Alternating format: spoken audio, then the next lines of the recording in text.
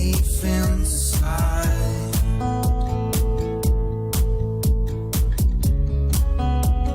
And I don't know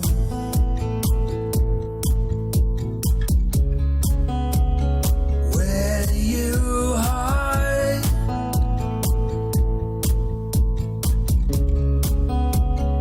where you go.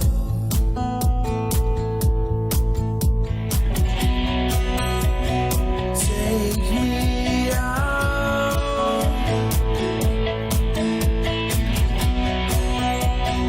leave me down.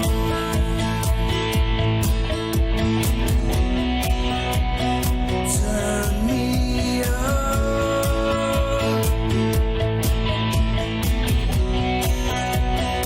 turn me down.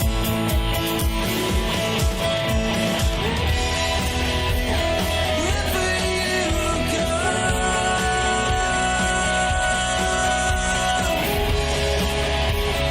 I am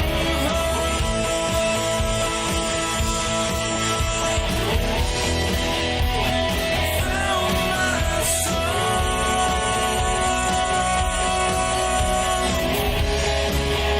'Cause I am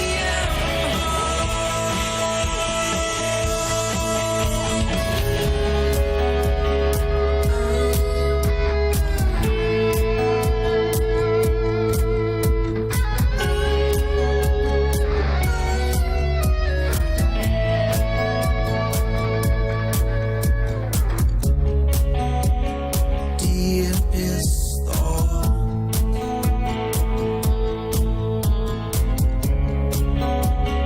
I can't fight.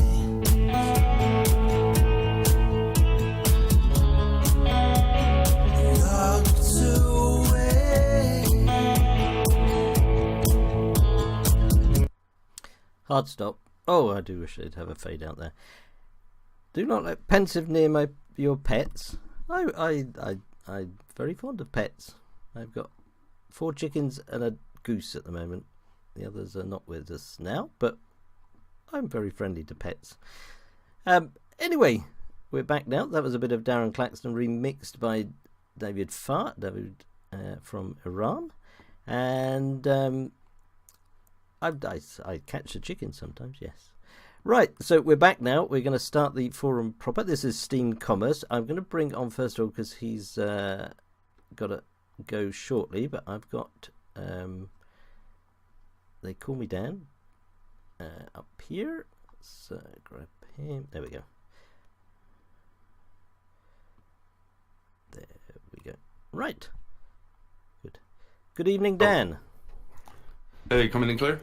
You're coming through perfectly. Yes, thank you very much.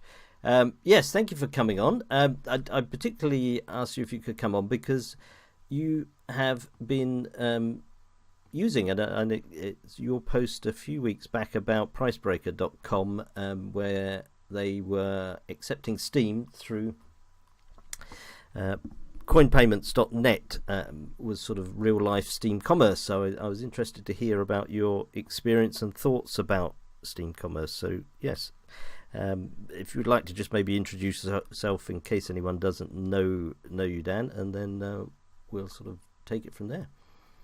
Sure. Thanks for having me on, Pensive. They call me Dan on Steem. I'm Dan in real life. I'm just an investor, and I love censorship-free platforms, so that's why I'm on Steem. And breakers, I think that there's a lot of things that the community can do. The first one would be merchant awareness.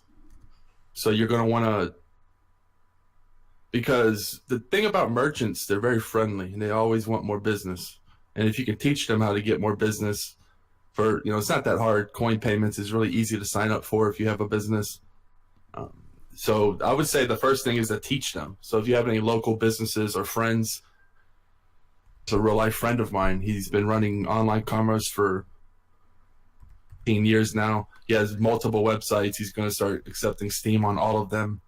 And it's just a friend. He has other friends in the business. Becomes a word of mouth. There's a lot of low hanging fruit like coaches. Like, there's all kinds of poker coaches, life coaches. You go on Twitter, there's all kinds of they have large crowds, large followings, weight loss coach, what have you, right? Reach out to them, say, hey, you should sign up through Coin Payments. You have a website, you can easily accept crypto. Steem, you're not just accepting a crypto, you're accepting a community. So community's going to want to promote that, and there's a lot of easy sells in there. A couple things that you can do. Yeah, I mean, coinpayments.net, in case people haven't come across it, it's a facility anyone with an online shop or selling site can plug into, and the coinpayments.net allows you to accept, I think it's over 1,200 different cryptocurrencies so far, and I'd been doing some investigation into it. I'd come across it about a year ago when I was first looking at it, and they have, let me just grab the figures, that they have about in total they have about, so far I could find, just under 4,000 merchants using their facility to take cryptocurrencies. Sadly, of those 4,000, only about 70 accept Steem, and you can see a list of the ones that do accept Steem, pricebreaker.com being one of them that Dan mentioned. And I had a bit of an idea the other week that potentially we could use coinpayments.net to promote Steem, because 3 stages. One is to go and look at, and I put the list there, there's 70 vendors that take Steem currently, is to go and buy things off them to encourage them. I've been doing some checking through them, and unfortunately some of them aren't still taking Steem, although I spoke to 1 or 2 and they said, if you contact our sales support line or whatever, we might put Steem back on there. So one is to get those that have already signed up to Steem on coinpayments.net to start taking Steem, or to encourage them to keep taking Steem. The second phase would be, there's 3,700 other merchants on there that are using coinpayments.net. See if they can be encouraged to take Steem, to add Steem to their list of cryptos they take. And thirdly, and as Dan mentioned, encourage other people with online shops to take Steem and use coinpayments.net to do that. Anyone that accepts BitPay, go ahead and try to encourage them to seamlessly accept coin payments. Yes, and like you were saying, every merchant should be that's on coin payments should be accepting Steem. We need to be a little bit more loud about as a community, and that's what merchants want to hear. And the squeaky wheel gets the most attention. So exactly, yeah. I mean, I guess the theory is basically that the more people that we ask and tell about Steem to use in accepting as payments, then more visibility for Steem, more demand, and hopefully increased price. One of the issues that merchants will often cite, and the ones I've spoken to, is the volatility of cryptocurrencies generally, and Steem is obviously no different to the others in going up and down. SBD should be a bit more stable, and it's not so bad. And I believe coinpayments.net, and I would think BitPay as well, they do direct conversion into fiat, I guess. So once the merchant gets the payment in, it gets converted straight to fiat. Is that the way it works? Do you know, Dan? Yes. And this is only happening quicker and quicker. We can get on the Shift card, which I know a lot of people who pay rent with that. So coin payments is sort of like the first level we want to get on. We want to conquer it. And people like BitPay, if you think of coin payments as like the little leagues, and BitPay is the big leagues. If you get on BitPay, you're accepted almost everywhere. It's really good thing to be on. And Shapeshift and all these other, or the Shift card, I'm sorry. And if we can conquer coin payments, it's much easier to get on these other platforms. Be the focus right now. Yes. So I mean, the basic advice that we're looking for everyone to do is just anyone that you know has got an online payment in the first online shop in the first instance, to say, hey, why don't you take Steem through one of these mechanisms? And I guess BitPay and those will work for bricks and mortar shops as well, will it? It does. Yeah. So I guess it's getting people out there, because you do occasionally see these little signs that say, Bitcoin accepted here, and I guess we want to see little signs that say Steem accepted here or SBD's accepted here. Yeah, exactly, and that's where the community things can be really big in the future. Local communities and helping small merchants, from the evil Walmarts out there, have them getting to the mainstream. They don't want to be left behind. So there's a lot of things out there for us to do. A lot of low-hanging fruit, in my opinion. Yes. Yeah, I mean, Matt has mentioned here there's a project in Venezuela called Steem Merchants, and Daniel is coming on to tell us about that in a short while.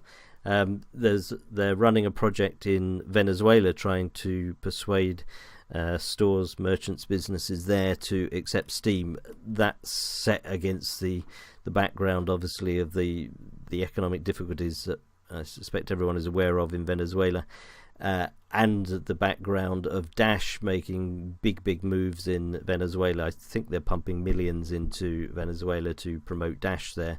So the Steem Merchants project that Fundition has been backing, and Daniel and Router Blockchain are pushing there, is to get merchants in Venezuela to start taking Steem, and he has already got half a dozen or so merchants, including a donut shop I noticed the other day, to take Steem. So that's sort of just building up a little foothold there to get people to take it. Yep, and don't forget the coaches and services. Those are the easiest ones to go after. Yes. Get them to accept Steem. So I got a poker coach who's about to accept all of them. Those are the... Do you find it quite difficult to sell the idea to them, or are they quite receptive to it? I mean, it depends on the person. But if they're any kind of tech savvy or they've heard of Bitcoin, all coaches especially, they want to get paid. So if you can say, hey, look, you're going to get paid more money, and if it's a friend, you can say, hey, look, I'll set it up. I'll set you up a Steem account. I'll show you how it's done. I'll show you coin payments. It's not that hard. And that can, get them to over the edge. Because it's really, I find it's like 10 minutes of work that stops a lot of people. It's like just figuring out coin payments, signing up, and creating a Steem account. That's all you need to do. It's not that hard to get started. And then you put it up on your website, Steem accepted here. I was able to get Price Breaker to do it, I think, within 48 hours. Wow. So it wasn't hard. Taught them the ropes, showed them how to do it. And did they know, or were they using coinpayments.net beforehand, or was that the route you took them into it? Yeah, I got them to use coin payments originally for a little bit now, and then it was like, hey, you need to accept Steem. They're like, yeah, sure. So they only accept Bitcoin and Steem now. Yeah, and I mean, coinpayments.net is quite an easy thing to set up, from what I could see. Yeah, it's really easy. You go to a website and it's pretty, just follow the process. If you have a business, you just, put in your info, create your Steem account. And it's not hard. Yeah, and they only take, I think 0.5%, isn't it? It's not a big percentage. No, not at all. It's very reasonable. I mean, especially if you compare it to, something like Visa or something. Yes, these are really minimal. Yeah. And when you got Pricebreaker.com to take it, were they anxious about sort of volatility and that side of things? Yeah, they were at first, but Coin Payments has some things on the back end to protect you with the auto conversions and all that. So it depends on the location. If you're based in the U.S., it's a little bit easier with the banks, because what they can do is you can pretty much auto convert the fiat and deposit into your bank account for you. So I guess depending on where you are, yeah, the volatility can be an issue. That's one thing that I think is going to get better moving into the future. So. And do you when you were talking with them, did you sort of differentiate between Steem and SBD, or did you just sort of keep it simple, push them towards Steem? Yeah, I just pushed them towards Steem for right now, just because what happened with SBD, it's just a little harder to explain because it's a peg that can go over a peg, and then once you have to explain that, yeah, confusing. So but now he knows all about SBD. So once you learn about Steem, now he knows a lot about Steem now. He's getting into it and learning about it. So yeah, that tends to happen. Cool. Phil, have you got any questions to Dan about his experience of Steam payments? No, it's just good that we've got people out there being proactive about it. To be honest, I'm interested about how much the poker tutor takes. Okay, his prices they're reasonable, but he will be accepting Steam. Do you educate them on what happens after that? I mean, do you talk about those things as well? Once they receive a payment from Coin Payments, Coin Payments is really helpful. But if they have any questions, I'm always open ears. But it's usually straightforward. Coin Payments tells you exactly what to do. If they can't auto convert for you, then they'll tell you, the best way to support system. Cool. And I guess the merchants taking it through coinpayments.net, they don't even need a Steam account, do they? Does it just go straight through coinpayments.net and gets ordered? You don't need a Steam account, but it's always nice to get one with your business name on it. Yeah, cool, good. Thank you for that. Any other points you wanted to make, Dan? No, I think I covered the basics. I might be forgetting something, but. Yep. Do you know if pricebreaker.com has been getting many sales in Steam at all? Because you did a sort of promotion that if people bought I can't remember what the name of the product was, the product that you sell on there, that you would give a vote back and stuff. Did that encourage many people to go off and buy? Acid was the product, and he's been nothing off the top, it wasn't overwhelming, but it was consistent, and he liked it. Right, new business, paid customers, that's what they're looking for. Good. But it's more than he had before, so good. Yep, that's good. Good. Right, well, thank you very much for that, Dan. Thanks for coming on. I will pop you back in the audience. Yes, Sir Famali, D Hens is, they call me Dan. Was your original account D Hens? Is that did you swap along the way? That yes, D Hens was the original. This is actually my old poker account. I'm an ex-professional poker player, so D Hens was my poker name. Ah, right. Are you involved in the Steam Poker League and stuff? I try to be, but I just don't have the time, sadly. Right, I've never got involved in it, but I know a lot of people do. Right, thank you very much indeed, Dan, for coming on. I will pop you back into the audience, as they call me Dan, telling us about his experience with coinpayments.net. And as I said, I have been experimenting with that, and I would suggest, if anyone can, to have a look through at coinpayments.net. I've been investigating. Sadly, there's almost no merchants in Britain that are using it, and while I could potentially buy from overseas, I would get hit by customs duties and large delivery costs, which would make them totally unviable. There's quite a lot of good merchants using it in the States, so I would definitely suggest if people could go and check out the merchants in the States and use maybe do some sales to encourage them to keep using Steam. There is one hotel in, I think it's Sardinia, Hotel Marini, that takes Steam. So if anyone's looking for a holiday in the warmer parts of Europe, I would say go to the Hotel Marini, and we could all flood them with maybe we should use it for some sort of Steam Fest type event. There is the Hotel Marini that takes Steam. I'm assuming, at a guess, that the manager or owner or somebody has some connection with Steam. It would seem a little bit odd otherwise that people would suddenly start taking Steam, but I believe they still take Steam. But that was an interesting one. And there was one, Dr. Appy's, who sells honey, which I think is also on the Homesteaders Co-op, that we are going to talk to shortly. I think I'm going to bring on, if he's available, Daniel from two Dans then. Daniel from Venezuela, because he is running this project called Steam Merchants that Matt Starkers was mentioning. So if he's available, he's coming on with an interpreter. Let's bring Daniel on. Yeah, there we go. And hopefully that all works. Let's go back down here. Yes, looking good. We've got both of you on there. Hello. Hello, everyone. How are you? How's it going? I'm doing fine. Yes, I'm doing fine. Thank you for coming along. Thank you for coming along with Daniel.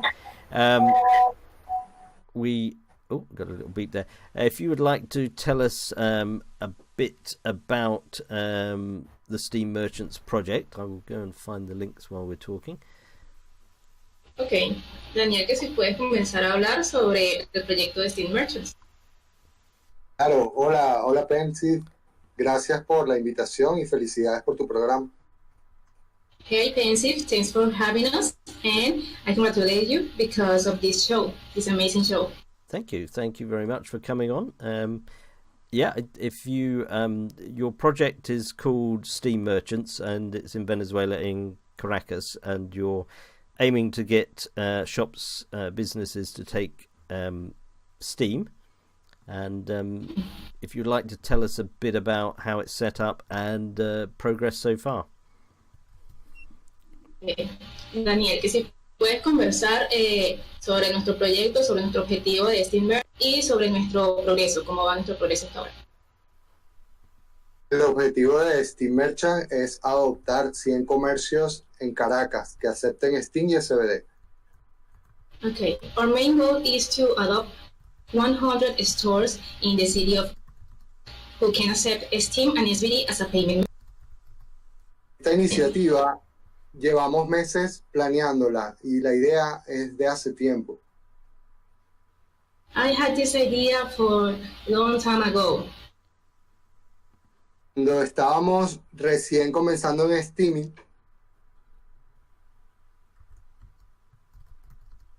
¿Pueden repetir, por favor? cuando estábamos comenzando en Steem, I can hear you. No puedo escuchar bien. Yeah, sorry. cuando estábamos Do you hear me? comenzando en Steem, Okay. We started the project in State of Steem. conocimos a la comunidad de Dash Venezuela. Okay, and we went into the Dash community here in Venezuela. Estuve muy cerca de ellos siendo emprendedor que acepta Dash. I was very close of an entrepreneur who accepted Dash, who already accepted Dash. Fui a todas las actividades que ellos realizaron, como ferias y conferencias. So I went to every activity that they had organized. Veía con gran interés la estrategia que estaban utilizando. I saw with a huge interest the things that they were doing. Me causaba un poco de envidia de que no tuviéramos eso en Steem. That causes me a little of envy that we don't have that on Steem. Claro, Dash tiene una tesorería que financia proyectos de la comunidad. Dash has a treasury that gives financial to the community that they have with them. Y desde ahí hemos estado pensando cómo adoptar comercios sin tener una tesorería en Steem. So we were thinking about how to adopt stores and merchants and bring it into the Steem. Nosotros le escribimos directamente a Steem, a David, Directly to Steem por el mes de septiembre, proponiéndoles el proyecto de on Steem of the Merchant. last.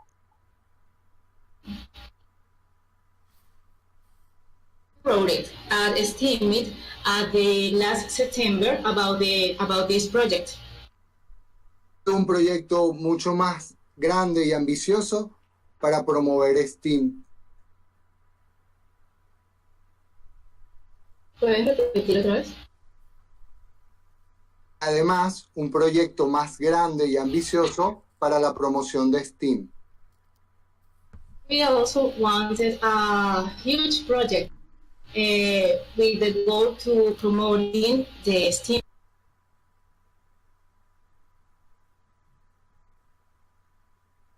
Al no recibir respuesta, decidimos acudir a Foundation. But we didn't have an answer, so I came to Foundation. Nos parece una plataforma espectacular para crear cualquier proyecto. An incredible platform for the projects. Fue desde ahí que comenzamos a tener apoyo. And was there we began to receive support. Gracias a Pensive y a High Touch. Perdón?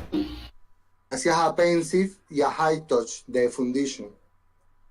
Thanks to High Touch.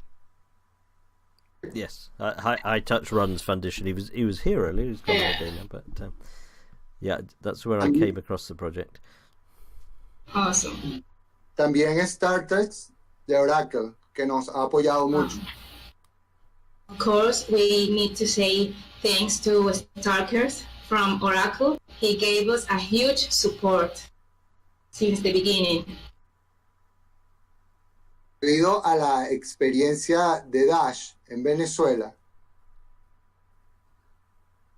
Because of the experience with Dash here in Venezuela,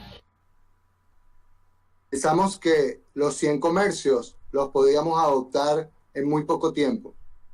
we thought that the adoption of the 100 stores will be easier for us. Cuando salimos a la calle, vimos otra realidad. But when we came out to the street, we see that that wasn't true at all. Dos factores han influido mucho en que los comercios dejen de aceptar Dash. Okay. Three main factors in about what happened to us. Primero es el mercado bajista. The first one is the lower price of the cryptocurrency. Y que a finales del 2008 en Venezuela, Because at the end of the year 2008, here in Venezuela, hubo unas políticas económicas muy fuertes. the government established economic politics very, very hardly and strongly. Han hecho difícil vivir de las criptomonedas. That gives difficult to work with the cryptocurrency because of the government laws. También el hecho de que Dash no educó bien a los comercios. No escuché bien, Dani. Dash no educó bien a los comercios. And we also saw that the Dash didn't give to the commerce a teaching or an induction about what we're doing. Siempre le decían que todos los pagos que recibieran los guardaran. They always told them that every payment that they receive, they have to hold it, Prometiendo que la moneda iba a subir al futuro. giving promises that the currency be reaching a higher level in the future. Eso hizo que muchos comercios perdieran su patrimonio. Causes that a lot of commerce loses their incomes because of it when the price get a little bit down. Bien está el hecho de que Dash ha manipulado los informes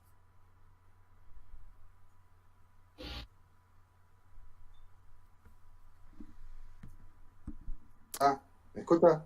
Oh, we've lost Dear W, I think. Sí, Ah. tiene como some issues with the internet connection. It's normal in here, don't worry. Yep, that's right.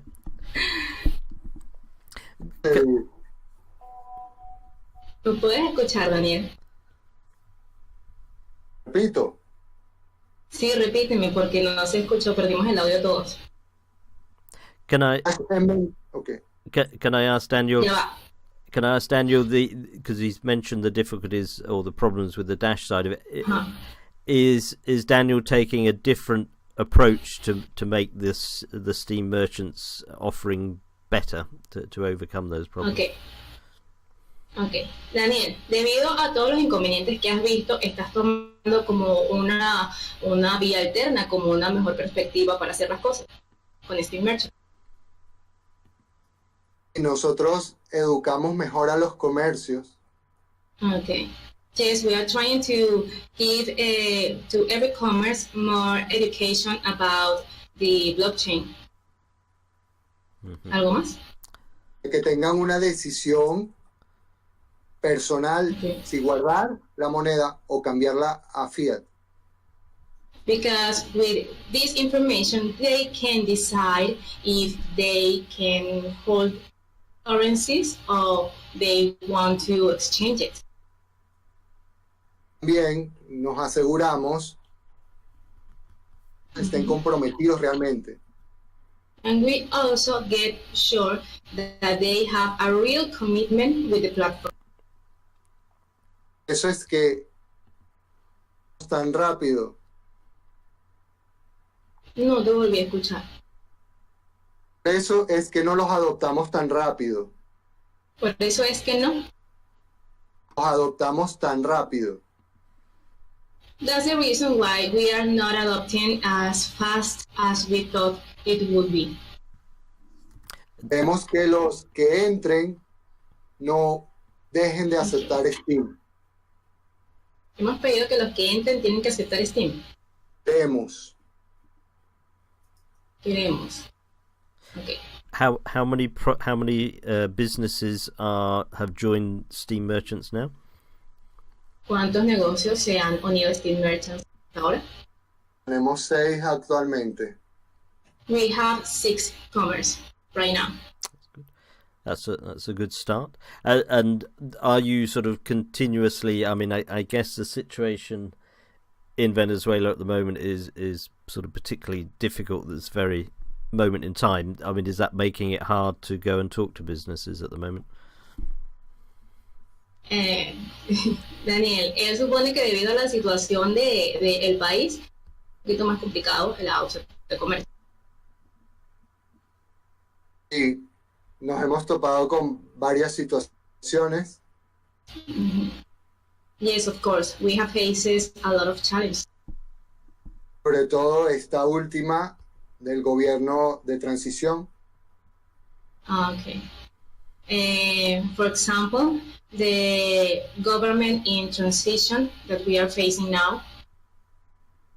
Y que todas las personas están pendientes de que entre la ayuda humanitaria. And Venezuelans are paying attention to the help that we could get from the outside, other nations.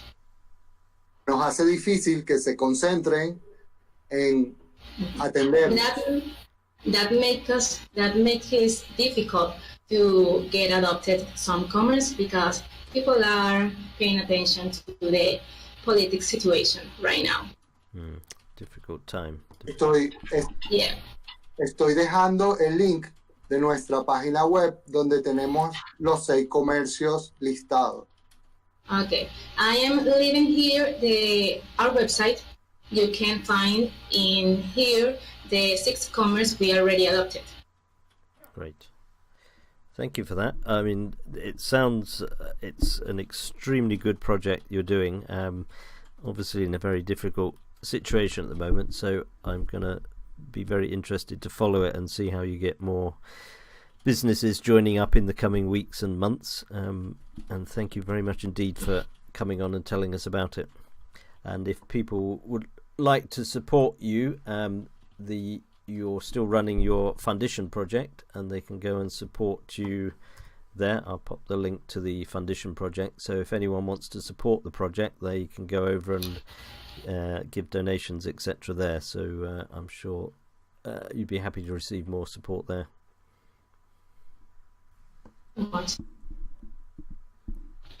Pensive está diciendo que le alegra que porque parece es un proyecto muy interesante y sobre todo llevarlo a cabo durante un momento tan difícil. Está dejando nuestros links y le está invitando a quien quiera ser parte del proyecto o hacer donaciones pueda hacerlo. Tenemos más proyectos pensados en ese sentido. Cool. ¿Escuchaste, David? Yep. Thank you for that. Phil, were there any questions you'd like to ask Daniel? No, I think they're doing sterling effort. I love the fact they've got a little website. It must be very difficult going around explaining if there's anything that they need more support on apart from Fundition, what would that be? Technical services or help promotion or translation? Do they have what they need? I don't know if you can translate that, dear W. Estaba diciendo Tim Humboldt, estaba diciendo que se podía ofrecer ayuda con respecto a las traducciones, con respecto a las ayudas técnicas. No entiendo la pregunta en qué sentido. Lo está diciendo como una forma de aportar al proyecto. Por ejemplo, Tim Humboldt quisiera ayudar en este nuevo proyecto con los sitios, con las traducciones también. Ok, toda ayuda es bienvenida, por supuesto. Of course, we would love to come with you in our project. Quisiera comentar Okay. y Okay. que tenemos pensado para Fundition. Daniel says that we have some other projects that we've been working about and we will present it to Fundition. Excellent. Creemos que Fundition es una plataforma perfecta para Venezuela en este momento. We think Fundition is the perfect platform for Venezuelans at this moment. Muchas organizaciones y fundaciones podrían recibir A lot of ayuda humanitaria. organizations, we have here a lot of organizations and people that could need that kind of proposals, that kind of help. Excellent. En estos momentos, muchas miradas están puestas en Venezuela. In these moments, a lot of people are seeing us here in our country from all over the world. Y hay fundaciones que hacen un trabajo muy bueno hace muchos años, visibilizado. And here we have a lot of foundations that have been working a lot from several years ago.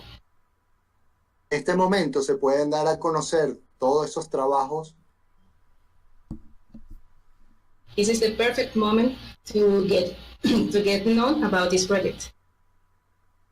a través de Fundition que recauden donaciones del exterior. Thanks to Foundation to get incomes from the outside, from the abroad. En este sentido, estuve el viernes en una reunión Last Friday, I was at a meeting de varias organizaciones que están unidas para recibir la ayuda humanitaria. many organizations that is getting prepared to receive the humanitarian help. Pero me topé con la misma situación de que solo están pendientes de lo que va a llegar de los gobiernos. But I saw how the people is only focusing their attention on the government. Entonces, estamos discutiendo cómo replantearnos una estrategia para captar las organizaciones y promover Fundition. and we are thinking how to adopt some other organizations and bring it into the foundation project. Yep. And if you need any help with that, just let me know. Thank you very much for your help. Thank you. That's good to hear all that. So thank you very much indeed, Danielle, for coming on, and thank you, dear W, for translating, interpreting. We will look forward to hearing more from the project soon. Yes, we hope to bring our new projects very, very soon. Thank you. Thank you very much indeed. I will pop you back into the Yeah. audience now. Thank you, Danielle. Gracias. Okay. Okay. Thank you. Right. That was Danielle and dear W from the Steam Merchants project in Venezuela, which is an extremely interesting project. Globocop is now with us. He's going to say a few words about Disarranged Jane, who sadly has just died. So I'm going to pass you over to Globocop, and he's going to say a few words about Jane. Globocop. Hello, Globocop. Oh, was there a minute ago? Globocop, are you there? Oh, he was there a minute ago. If he's not there, I might bring on Traveller7761, who's going to tell us about the survey work he's doing, and then come back to Globocop in a moment.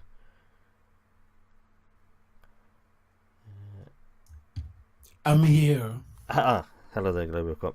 Yes, extremely sad news about Jane. I don't know if you'd like to say a few words about what you've found out and about Jane. So thank you very much for giving me a platform here today. My name is Globocop.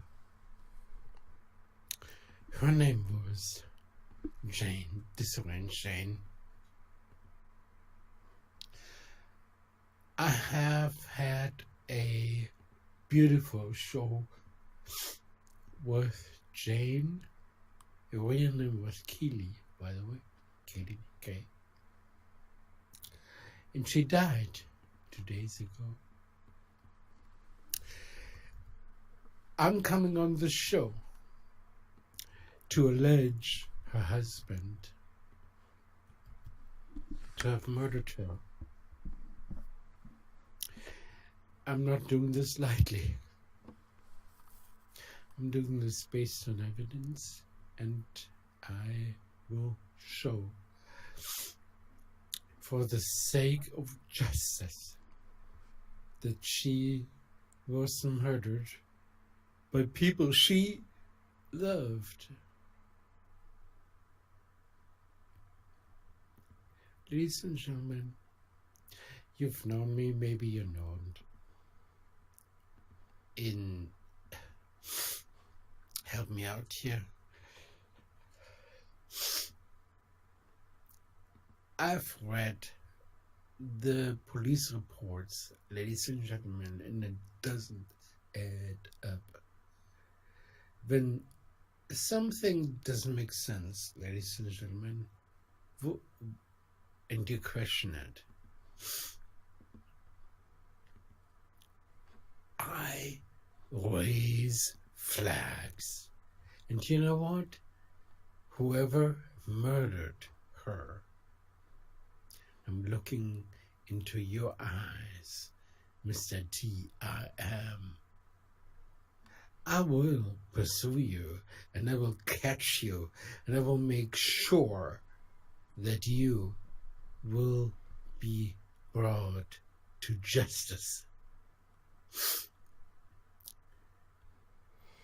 Jane was a crazy member of our community. How else could I say it? She had a golden voice. Pensive. I think you even knew her, don't you? I did, yes. I mean, I got to know Jane a bit when we were doing, when I was co-hosting with you the the frequency wave show, I think it was, wasn't it? Yeah. Uh-huh. She had a voice of gold. She had dreams. And what is it for her not to have the dreams now? I am grieved, ladies and gentlemen, and I'd like to thank Pensive for the opportunity to have this platform. Her daughter today, ladies and gentlemen, told me that her death wasn't a suicide. I know that. Her death, ladies and gentlemen, wasn't an accident either. I know. It's difficult to believe in this setting that we are accusing one another. Shh, hey. Here's the story. You want to hear it? Here it is.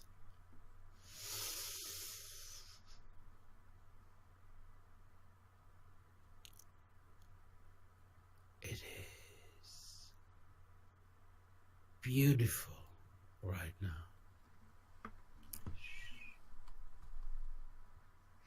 And it is not bothersome. Everything is okay. You have a pizza. You have everything you ever want. Your daughter is there. And your son is there. It is Monday. Everything is okay. Ooh la la. Bing. Du-dum. Du-dum. Dum. Du-dum. Dum. Du-dum. And all of a sudden, my wife is blowing up some spew. Ooh, what she would do. All of a sudden, my beloved woman throws up. Her husband says, "Oh la la, she is throwing up. First yellow, then orange, then red. All of a sudden, she is throwing up red." I ask you, listeners, when your party ever gets into this kind of state, wouldn't you call 911? Wouldn't you?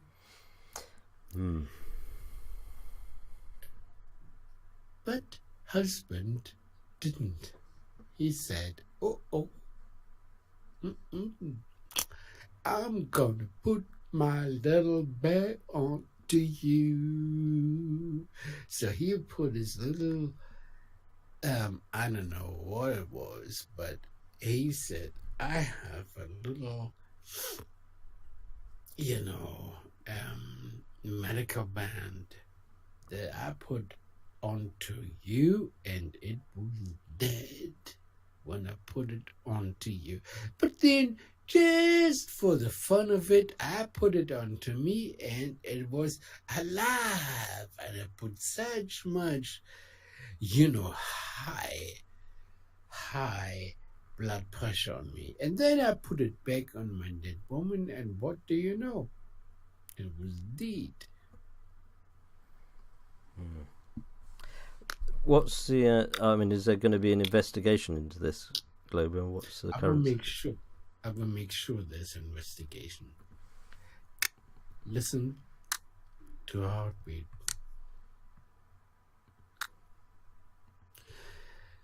I think everyone's extremely sad about this, and I think we'll have to wait to find out more details. So thank you very much for coming on, telling us. A sham, and I call the detectives in Texas to do their jobs. By the way, I just talked to her daughter. Let me just. She says this, and I'm not making this up. I've never read this before, so I'm reading it cold. Then who do you think killed her? Because I don't think she was murdered. I think it's a knee-jerk reaction to an honestly very mundane and typical passing for someone of her medical history. That is of her daughter. But I knew that woman.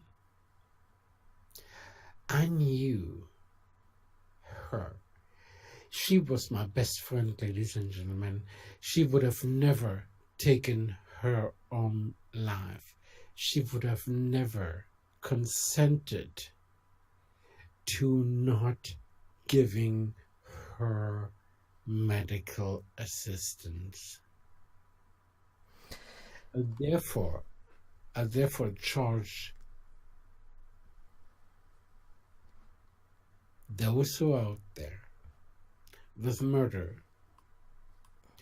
And you know what? Ladies and gentlemen, I will find you. Because you took away the most precious person in my life. And I will take away from you your most precious. Thanks, I think we'll have to leave it there, Globo. Thank you very much for coming and telling us about that, and do let us know if you hear any more. So thank you very much indeed, Globo, for that. It's a very, very sad day, as many people here will have known Jane, so thank you very much for that. Thank you very much. Thank you. Thank you. Right, we'll move on now. I'm going to just take a little break and play a song, Darren's song again, called Friends, which just listen to that for a moment and be back in a moment.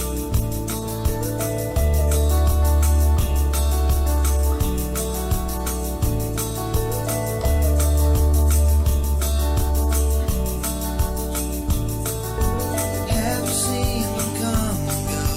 People that you used to know are special.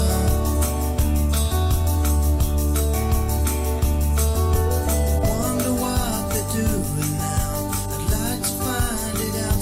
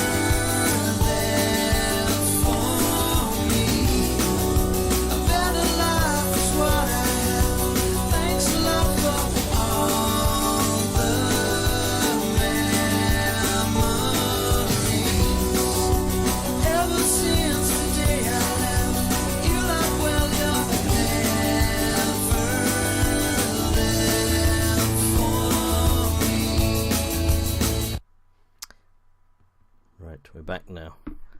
That was very sad to hear about Jane. It sounds as if it was a very, very complicated situation, and thoughts go out to Jane's children particularly. I believe she had several children, a daughter I know, and a son. So thank you for that, Globocop. Do let us know if you hear more on that. So now we're going to go back to the forum.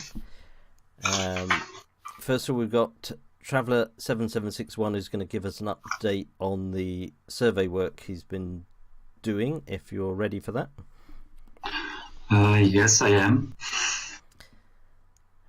Welcome back again. I believe there's been more developments on the project you're doing. If you want to update us on that briefly and drop the links in for it.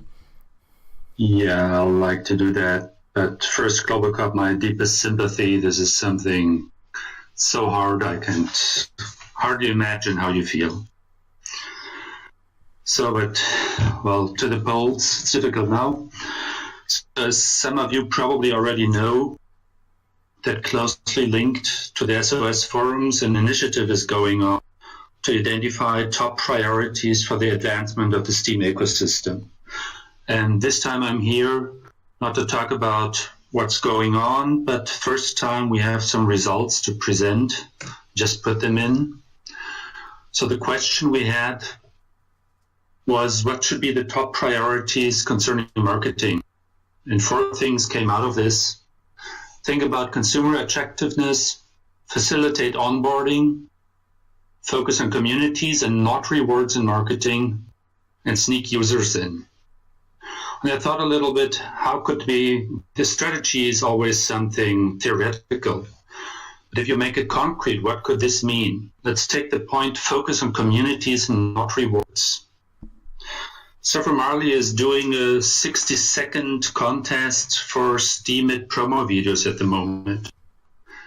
Half of it, more or less half of it, focuses on rewards, not on communities. So if we take something like this serious, maybe we should switch things we sell to the public. Or take the example we heard from Venezuela. Why not build up and make it much stronger a Steem social community helping Venezuelan projects? We at Impact N would sure do our part in advancing something like that. So this is when strategy comes to life. You really try to fill in words like communities, not rewards. So the second thing I want to tell about is what's going on at the moment. Last time, communities was the topic. So the polls are on what should be the top priorities concerning the development of communities. If you follow the link I just posted, you'll find 5 polls, and you can give your opinion there. Would be great to hear that so that we can report on it in the grand finale. And I would like to use the grand finale as well to really set up and work with these strategies and make them calls to action and not just polls, because that's what we're doing them for. Thanks a lot for listening. Thanks a lot. Thank you very much for that. And yeah, we're looking forward to more news on that. So yeah, keep us posted on that, and do drop the links in later on in the show in the forum as well, just to remind people about them. That would be grand. Thank you very much. I'll pop you back into the audience now, and next up we're going to bring on the Crypto Drive, Ricardo from Build Team, who's going to tell us about Paytomat, which I assume that's pronounced the right way. I've never heard it spoken actually. So, spoken either, so but sounds right. Oh, you're very, very quiet there, Crypto Drive. Oh, okay. One sec. Let me see if I can sort out. I've got you turned up full at my end, so I don't know if you can turn yourself up a bit. This. Give me a sec. Yeah, Crypto Drive is CEO of Build Team, and one of the projects they worked on was Paytomat, integrating it into Steem, which provides a payment system for cryptos, which we're going to hear about in a moment. Oh, it's very very quiet. Sorry about that. Is that sounding any better? No, you're very, very quiet. Are you as close as possible to the mic? Yeah, I just need to try things a little bit. Yeah, I've got you up at full volume at this end. Sure. Sorry about that. Last time you came on, you were okay. Have you changed mics and things? Yeah, I think I changed something. Just trying to figure out where. Unless you want someone else to come back on, and I'll just give it a play and fix, and then I can talk afterwards. Yeah, if we can swap on to someone else and then bring you back in a few minutes when you've got it sorted, Sure. if that's okay. I'll pop you back into the back into the audience. We'll come back to you shortly. Cool. Right, Phil, you wanted to say a few words about your latest project, didn't you? Yeah, I've been working on a couple of things for a couple of weeks, and just this last week, me and Dale have been really crushing to, and it's a bit of inspiration from Oracle D. Actually, it's from Matt from Starkers, indirectly from the forums about bringing money into the Steem blockchain and accepting Steem. And as these things happen, I started off with one idea for a project, and it ended up being three. So the first thing that I did was about onboarding, and you can find that at, well, I'll put all the links in a little bit, but one of them is for onboarding. Another one is about streaming on social platforms 24 hours a day. And the third one is our little t-shirty site and template site where we're basically selling card templates, which is going to be a business that we advertise on Product Hunt quite soon. And we are accepting Steem payments on there. Cool. Do you want to drop the links in there?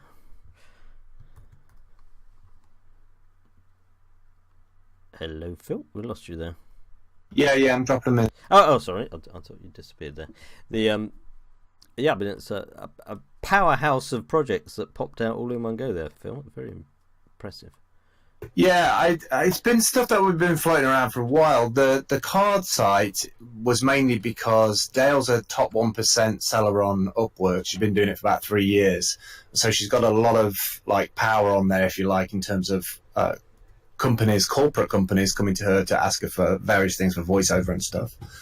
And we kept on bumping into things where people were like, oh, I need a site, I need it fast, I need a template, it needs to be for this. So we've fine-tuned 18 different niches from actors to cafes to all sorts. And we wanted to find a way to combine all those things together. So, yeah, instead of it just being one project, it ended up being three. The Steamcasting one is on Fundition, and it's also at Steamcasting. We're just trying to raise some money to be able to do that. But I've actually started putting a schedule together, and it's embedded on AMP Steem. But there's a whole bunch of things in there, but ultimately got inspired by Matt in terms of bringing money into the blockchain and how can we do it. And all three of these are all based around a fact of taking Steem as an additional payment. Excellent. And you've just launched a Fundition project as well, I believe. So, I'm not sure if you got the link for that one in there. Do put your Fundition link in as well. Yeah, it's on the if you go to the steamcasting.com, it's on the bottom of there, and there's a little bit of a story there about my background in terms of video and video streaming, about a guy who did something similar to this like 10 years ago, well, probably a little bit longer now, Josh Harris, and I was actually one of the guinea pigs on his project back then. And then I was a brand advocate for Nokia for a while. Yeah. And now all the stars are starting to align again, and there's a bunch of third-party apps out there which I know that I can utilize and use, and with just the right kind of support, I know we can pull this together. So just to make it really easy, imagine if the Steem blockchain was like an MTV channel which went out 24/7 around the clock across 30 different social networks, Periscope, Twitch, YouTube. There's already channels on YouTube, that audio shows that run 24 hours a day.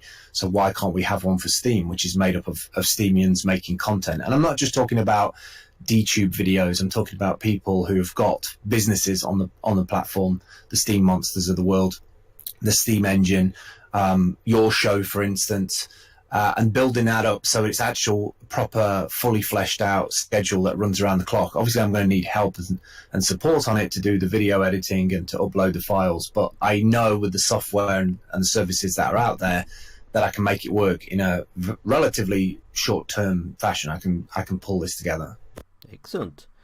Do you think in years to come there will be Trivial Pursuits questions of what was the first music show on Steam music? What was the first music video on Steam casting? Well, it's funny. One of the things that we've got on AMP Steam, which I didn't realise that I've not used yet, and I think it's going to be incredibly powerful, is that I was a brand advocate once for Wistia. Wistia is a little bit like YouTube, but they've got this incredible video player, and it's got some incredible features of it. And one of the features is the ability to video transcribe the videos that are in your playlist, and you can actually start playing a video and hit the spacebar and start searching for keywords. So the more videos that are in that playlist, people can actually jump to the information in the playlist. So we could have this like video SEO search. So newbies onboarding new people, they can go to the video player and actually do a search and find that information from all the videos that are added to that playlist. It's incredibly powerful. So I'm dead excited about it all, to be honest. Wow, that sounds really, really cool. Have you got a sort of timeline for when you're going to be up and running with it? Yeah, I'm already running tests on my Periscope. I haven't done it on Twitch and YouTube and all the other channels because I want to have something more structured. But the way it's going to work is it's going to be 6 blocks of 4 hours, so 24 hours. And if you go onto AMP Steam and scroll down about 3/4 down there, I did an embed there, which uses a great site called Airtable. It's a little bit like Excel, but really, really like Web 2.0, and it does incredible features on it. It's not fully fleshed out yet, but the idea is that we have a schedule, a guide that people can see when programs are going to be on. And then eventually I want to make that sort of video on demand and have advertisers in there that can advertise either dApps that are already on there. And then I was thinking if we can do this well enough that we white label the whole thing and become the social platform for other blockchains, and they pay us in Steem. So we bring money in from all the other blockchains because they'll be jealous of our 24-hour stream of Steem content. Cool. That sounds really good. I shall look forward to watching progress of that and watching it when it comes on as well. So thank you for that, Phil. Cool stuff. We're going to go back to Crypto Drive now, who's got his audio sorted, hopefully. So I'm going to pop him back on. There we go. All right, how's that sounding? Can you hear me now? Yeah, you're much better now. So yeah, I think speak as loudly as you can, and yeah, tell us about what Build Team has been doing with Paytomat. Is that how you pronounce it, Paytomat? I would presume so. I haven't heard it being spoken myself, but it sounds about right. Let's just go with that. Yep. I think it should be fine. Yeah. So anyway. What we decided to do was, just sort of try and approach different sort of merchant providers and try and get them to integrate Steem. This was our first one that we tried to do, and it worked out quite successfully. They were quite receptive. They were looking for, more exposure, amongst the various crypto communities, and we told them, look, we can help you with exposure. If you can list Steem, we can help you with getting your posts more visible. I can share this information with some of our communities and in the Steem at Slack and all that kind of stuff. So yeah, they were quite receptive to it. They were very happy to do it, and then they went ahead and did it. So the trick with these kind of things is you need a bit of hand holding. Someone needs to be an ambassador for the community, someone needs to be a representative, and you need to go and spend some time with them, tell them a little bit about how Steem works, about things like Roland P's Steem wallet, which was important for them to be able to use to test payments to a QR code. So if I didn't tell them that Steem wallet existed, they wouldn't have known. We can't just expect all of these merchant gateways just to know everything about Steem and just just go and list Steem. You actually have to make contact, build relationships, and then guide them a little bit through it. This process took a better part of about a month, with emails to and fro, 1 or 2 Skype meetings, and that sort of thing. So it's not just, hey, please list Steem. You know what I mean? So yeah. So basically, a little bit more about Pay2Mat is they are a sort of point of sale merchant solution. They've got APIs that can integrate into different types of point of sales.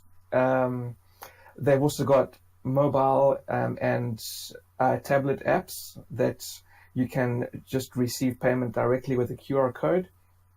I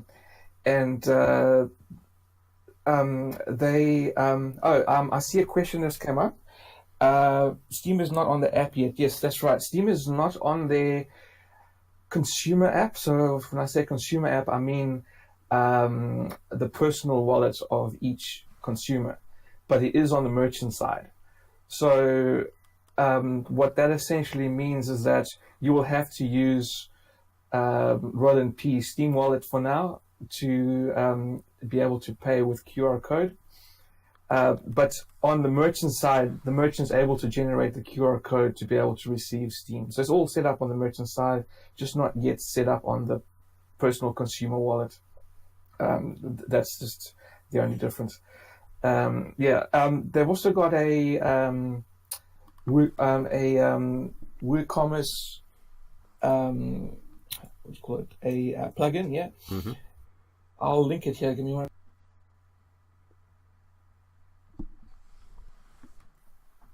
Yeah, so you'll be able to install that if you have a shopping cart that uses WooCommerce. Don't know if Steem is integrated on there because I haven't tested it, but if it's on the merchant side, I presume it is. So yeah, that's quite great. Pay2Mat's got a footprint mainly in the Ukraine. They've also diversified into Italy, Canada, South Korea, and even in Venezuela. There's about 3 merchants in Venezuela as well. I know we were talking about Venezuela earlier. Wow. So yeah, so they are quite progressive, and they're quite open to partnerships. Very nice people. And I think they're serious about their business, not some kind of fly-by-night thing. They're definitely making things work and definitely growing. They've got their own token, a Pay2Mat token. Unfortunately, it's going to be on the EOS chain because we don't have SMTs. And they are doing an initial exchange offering where you'll just be able to buy their token on an exchange. I'm not sure which exchange it is offhand, but yeah. So they do have that going on as well. So they are definitely up and coming, and I think it's good to get Steem listed. Even on it's sometimes easier to get Steem listed on the lesser known gateways than it is on the major ones, because the major ones have a lot more red tape and they take longer. So the smaller ones are a bit more nimble and a bit more receptive. So that's what we've done. Starkers, yeah, sure. I'll put you in touch. No worries. Just DM me your email, and I'll CC them in an email, and then get you hooked up. Right. Cool. Have you got any similar sort of projects of getting Steem integrated on similar gateways or the like at all lined up? Yeah, I'm going to be looking into a few more. This one has pretty much been done and dusted, and now I'm going to be on to the next one. So I've got a target of doing 1 a month if I can. Wow. And then that way it just gets Steem out there. It doesn't necessarily have to be a merchant gateway. It can be anything else. It can get just getting Steem listed on anything else like Product Hunt or whatever. Just my personal thing is I want to get Steem listed on one other thing every month. Be it merchant app or anything else that could perhaps give Steem some more exposure. Cool. That's good. The Pay2Mat people, do you know if people have started using Steem on it yet? Do they give you feedback on it at all? I haven't asked for those figures, to be honest. No. I presume probably very low volume at this stage. I mean, as most things do tend to be low volume in terms of merchants. Not a lot of people pay with crypto yet. It hasn't really taken off that much, but I think the odd one or two, yeah. But the thing that's important is these partnerships are more about exposure than actual usage. So when basically people go to the websites or the apps of these various services, they see Steem there, and then they remember, okay, Steem keeps on popping up everywhere. Steem must be quite credible. So it's all about building awareness and branding, and basically like Coca-Cola repetition. You see the Coca-Cola brand everywhere. Even if that particular advert doesn't lead to any sales, it's still making the Coca-Cola brand top of mind. So that's what you want to do with Steem. You just want Steem kind of like purveying everywhere, if you know what I mean. Yes. Yep, that's good. Good. I will be watching closely to see which other ones you work with over the coming months. The target of one a month is impressive, so I shall look out for those. That's cool. Sure, no worries. Thank you. Thank you very much. Phil, was there anything you wanted to ask Crypto Drive? No, that's great. I think the more payment gateways that we have, the better. I think if you can build a little team, that should be really easy to do. I mean, the one site that we're working with at the minute, Card, I think they've got over maybe 50,000 people who pay for the service, and we're starting to sell templates, and he's building out a template store. And if we can build an interface to be able to query exchanges and convert that from the current Steem price into a figure that we can pass to Stripe, then we could probably get that integrated there and get people paying for those small kind of payments, $20 for templates and stuff, and then bring them onto Steem. Sounds good. That sounds awesome. Someone, I think it was Shred7 just before the show, sent me a link to a site called Pager I hadn't come across before, but he'd spotted that they're taking Steem as well. They list Bitcoin, Ethereum, Dash, Steem, and BitShares. So yeah, I actually know a bit about Pager. If you want me to say a few yes, things, if you can. Yeah, I hadn't heard of them before. Yeah, so they've been actually on Steem before. They're part of the BitShares community, and they used to have a BitShares token called BlockPay, and that's how they did their initial fundraising, and then they rebranded to Pager. So I do know about them. They are very close with the Steem and BitShares community, and so I think they are good contenders to definitely have a Steem solution. But apart from that, I haven't tested their solution at all. Cool. That sounds good. There's a lot of developments going on, and Matt Starkers mentions that Oracle D is about to bring on a fiat Steem cryptocurrency voucher system very shortly as well. So there is lots going on, and we've still got a few more to hear from today as well. So thank you very much, Crypto Drive, for coming on. Sure, absolute pleasure. Thank you very much. I will look forward to hearing more, and I'll pop you back into the audience now. So thank you very much. Right, that was Crypto Drive from Build Team telling us about Pay2Matt and other developments they've got going on there. Next up, we've got I'm a Crypto Rick, who I think has just put the final touches to a new deal that he's going to tell us about only hours ago, I think, if I got the gist of it. Let's just bring I'm a Crypto Rick on. Hello, I'm a Crypto Rick. Tell us what's going on today. Okay, so I'm just going to add the link to the post I published like a couple of hours ago. One moment. Sure. Yeah, this is the 6 and Pay one. Yep. So the timing could not have been more perfect because what CryptoDrive was talking about, like points of sale integration, that's basically what 6 and Pay do. So I was kind of shocked to see that that's exactly like the company that asked me to do some community management for them is actually offering the exact service CryptoDrive was talking about. Good timing.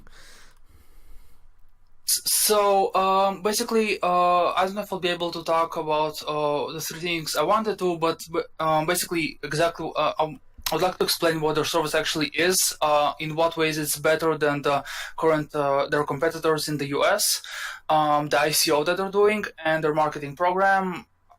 Depending on how much time we have, then I'll go into that in all of them. Yeah. Start off and we can see how it goes. So basically, what they're offering is simply they're offering the software and technology to process credit and debit cards payments. Basically, like again, the technology that allows you to swipe or to swipe the cards, and whether to accept online payments and so on. A few of their advantages is the biggest advantage is, first of all, pricing. The percentages that the businesses are charged per transaction is actually very low, 1.16%. What I've seen is about 2% average, which is again, I mean, businesses can save a lot of money that way, and they don't charge a minimum fee. Like if you have like someone pays, buys something for $100, then you're charged those 2% and like 15 cents extra on top of it. So on 6xNPay, you don't have that. You just pay the percentage. And well, the other thing is that they do charge a monthly fee. Currently, it's the fee. The full price is $40 per point of sale a month. So if you have if it's a small store with only one cashier, then it's just the $40 a month. If it's a website, it's also just one point of sale. If it's a supermarket with like 5 cashiers, then yeah, it's probably they will probably need 5 points of sale. So it does depends. I mean, but as long as your transaction volume is large enough, you're going to end up saving money that way. Cool. Hold on. Where is the company based? Is it based in the US or? Yes, they're operating mostly from the US. From what I understood, they have a few freelancers, myself included, I suppose, in Israel. Now they basically are trying to get as many businesses involved. Hold on, I'm trying to go over the messages.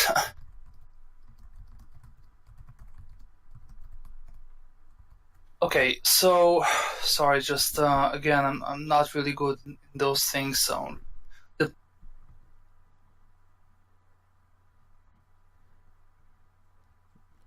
And did you say you're community manager for the project? yeah, so the Steem community. Basically, what I'm going to help them with is gather people for their marketing partnership, which actually the next thing I would like to talk about. Basically, what they're doing is they're dedicating some of their tokens. Currently, what they're setting aside is 10 million tokens for people who do marketing for them. Both Nathan Smith on Steam asked is both credit card and debit card. But again, I don't know about pounds and euro. I can ask. I mean, if someone visiting from the UK and they want to buy something in a US business, I can ask if it's what do they do when it's a different currency. So hold on, just a lot of things to explain. It's a bit difficult to go over everything.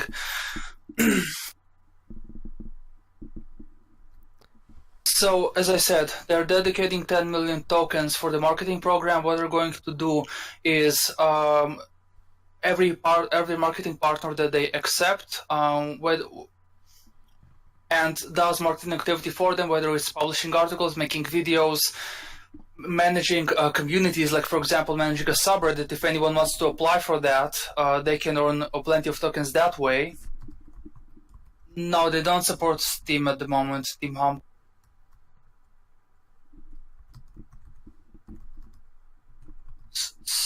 So I'm sorry, I wasn't well prepared for this. I apologize. No problem. During the campaign, every marketer that's accepted and does approved marketing activity earns points in their system. Basically, you make an account, they approve you log in, and for example, if you pitch a marketing idea and it's approved, then you get either a set amount of points for it, or depending on how many clicks you generate, each click may be worth 1 or several points. So once the campaign is over, which is after 6 weeks, the 10 million tokens are going to be distributed proportionally to how many points each marketer earned. So basically, anyone that can do anything in that field, again, whether it's content creation, whether it's even if you have like a popular Twitter account, you might be able to earn points that way and get those tokens after the campaign is over. Cool. Yeah, so I mean, people interested should make contact with you, and you can go into more details on this. Well, for example, we have I've opened the Discord server for this initiative, so people can just there's a special channel for marketing pitches and so on. I'm just gonna add the link.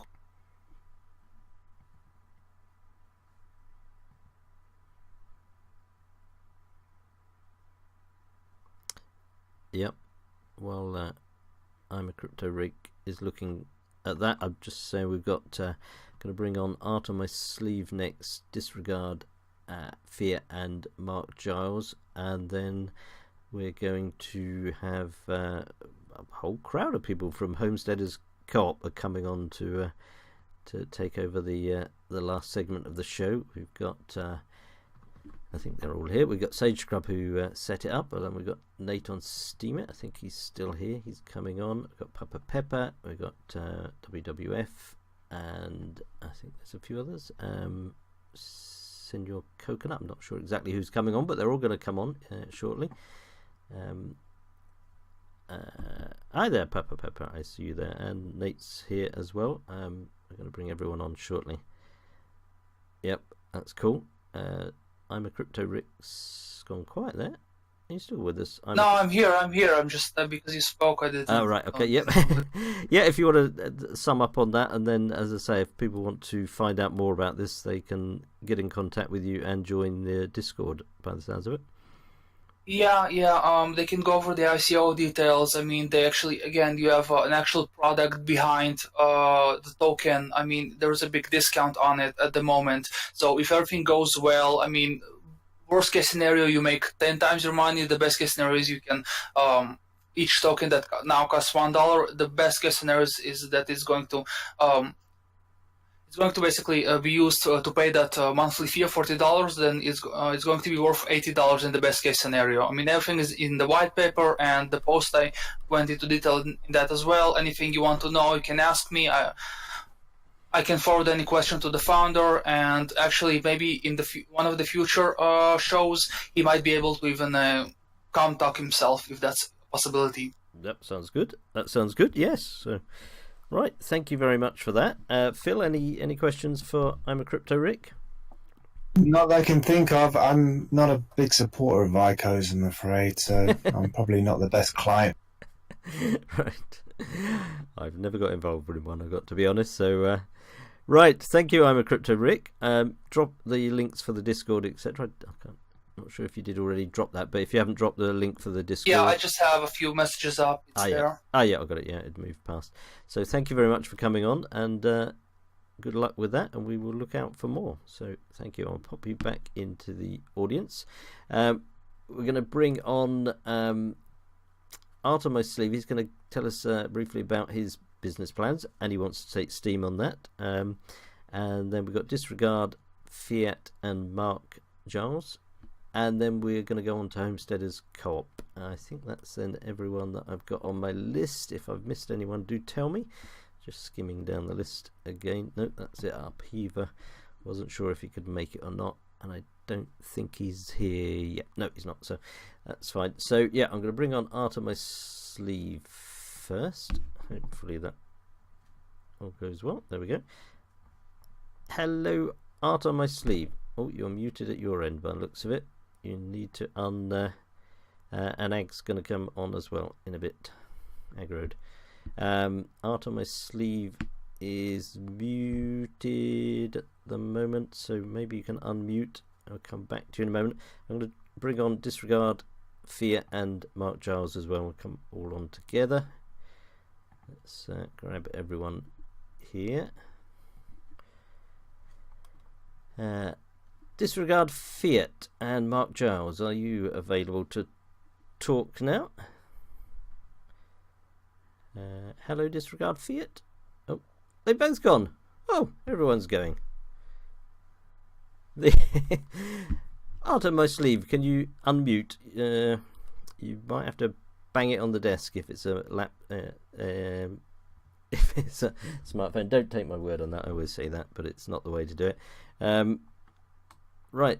The relog. We'll try you again in a moment, and I will grab Mr. Agrode here, who wants to come on and say a few words, and then we'll go back to Disregard, Fear, etc. in a moment, and then we'll go on to Homesteaders Co-op as well. Good evening, Agrode. How's it going, Pensive? Fine, thank you. Fine. You seem to have been busy of recent days since I last spoke to you. Yeah, I mean, it's always kind of hectic around here, trying to get things built and trying to get things done.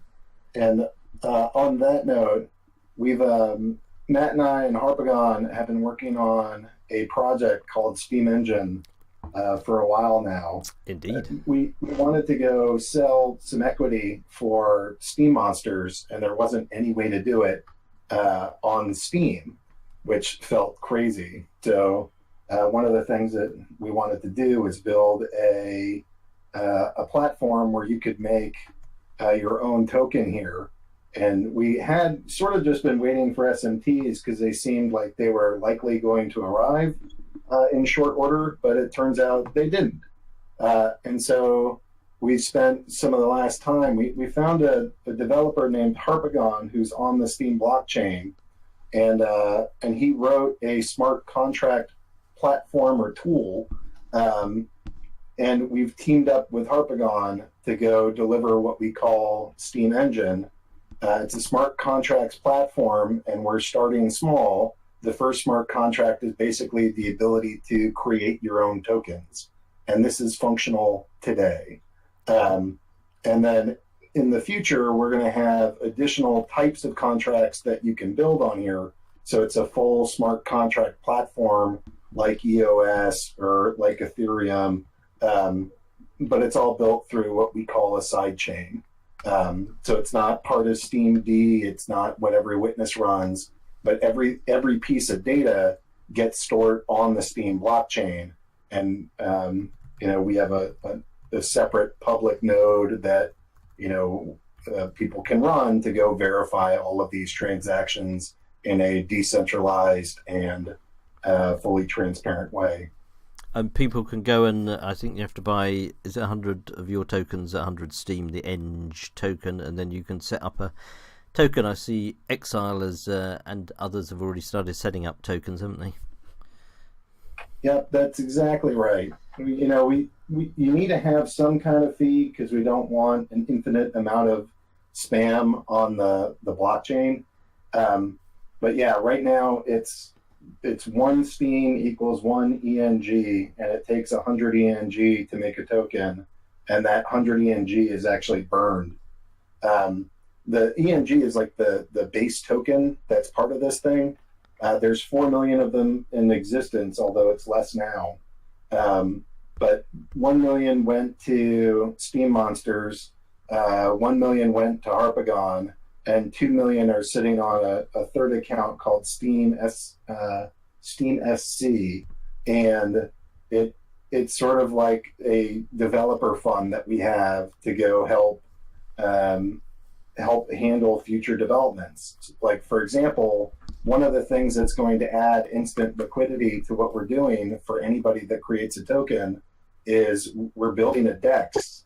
Actually, we're in the testing phases right now for the DEX. So it's not like, we say soon, but we don't mean like soon meaning 6 months to 12 months. I mean, this thing should be done sometime in February now.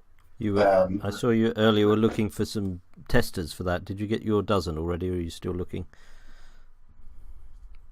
for the decks? We're close. All right. Yep. I saw some messages popping up earlier. Yeah, it's not perfect, but we're close. Yeah. So- Sorry, you were looking for some testers to do some pseudo trades on the decks, weren't you, earlier?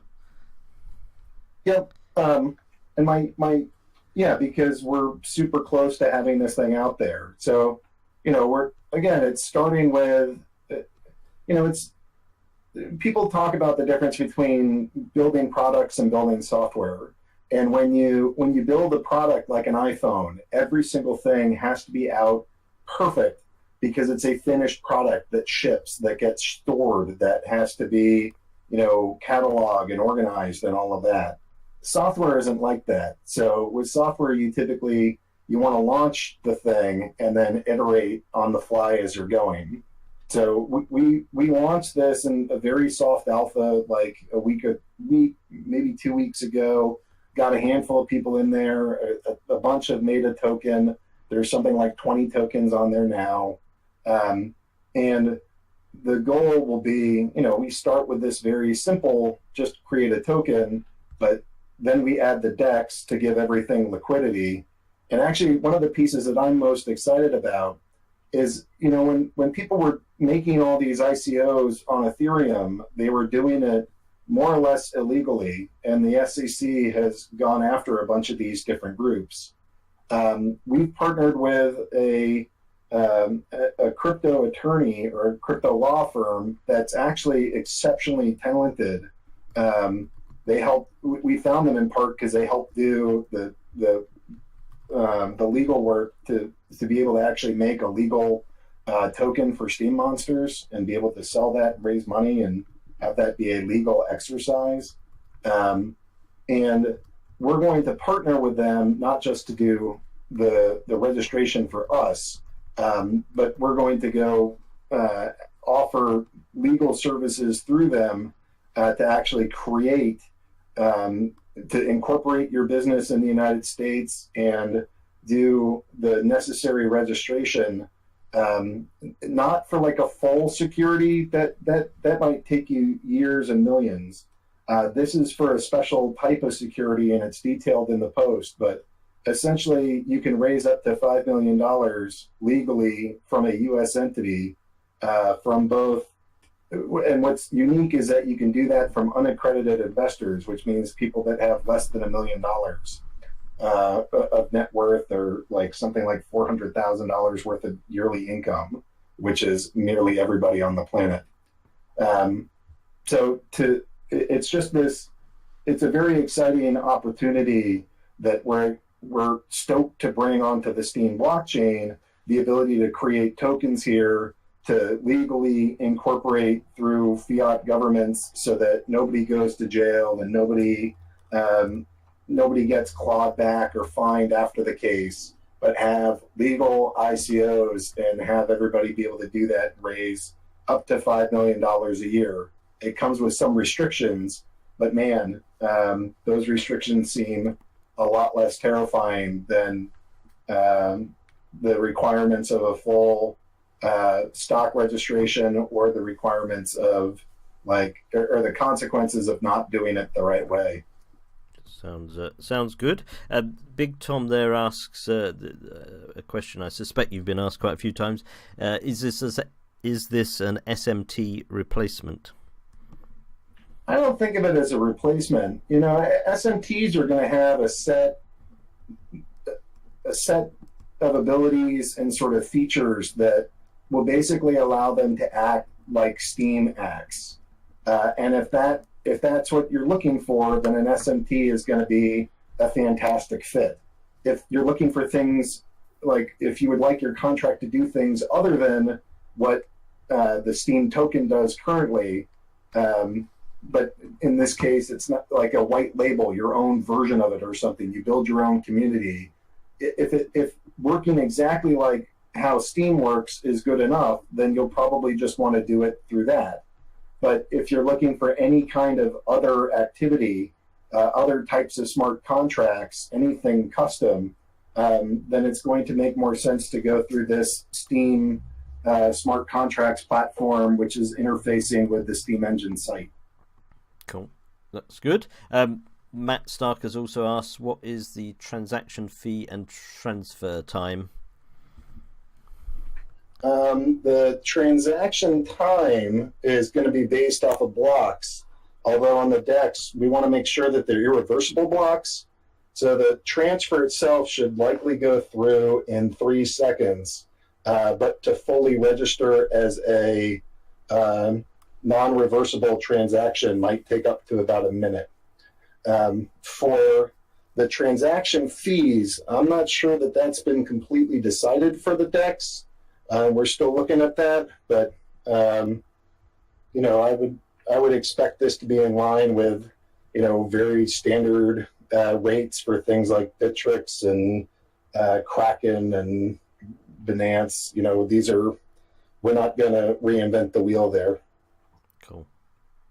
Cool. So, have you had any discussions with Steamer Inc? Have they? What's their sort of take on Steam Engine? No, I've presented it in a couple different areas as part of the soft launch, so I've informed them of these things. I'm not sure exactly what their take is. We did this not to necessarily compete with them, just to get something available today that people could use to create tokens today and raise money today. And we think that's a pretty nice advantage. In some ways, when it comes to a standard SMT and what that looks like, what Steemit provides is likely going to be a better fit. But for anything outside of exactly what an SMT does, we think that this Steem smart contract platform can deliver custom solutions that won't ever get integrated into the Steem blockchain. And it effectively gives everybody here, maybe not today on day one of this, but sometime next year or the year after, and maybe even sooner, because the devs here are pretty remarkable. I think that we're going to be able to have smart contracts just like Ethereum and just like ERS, if that's what people are looking for.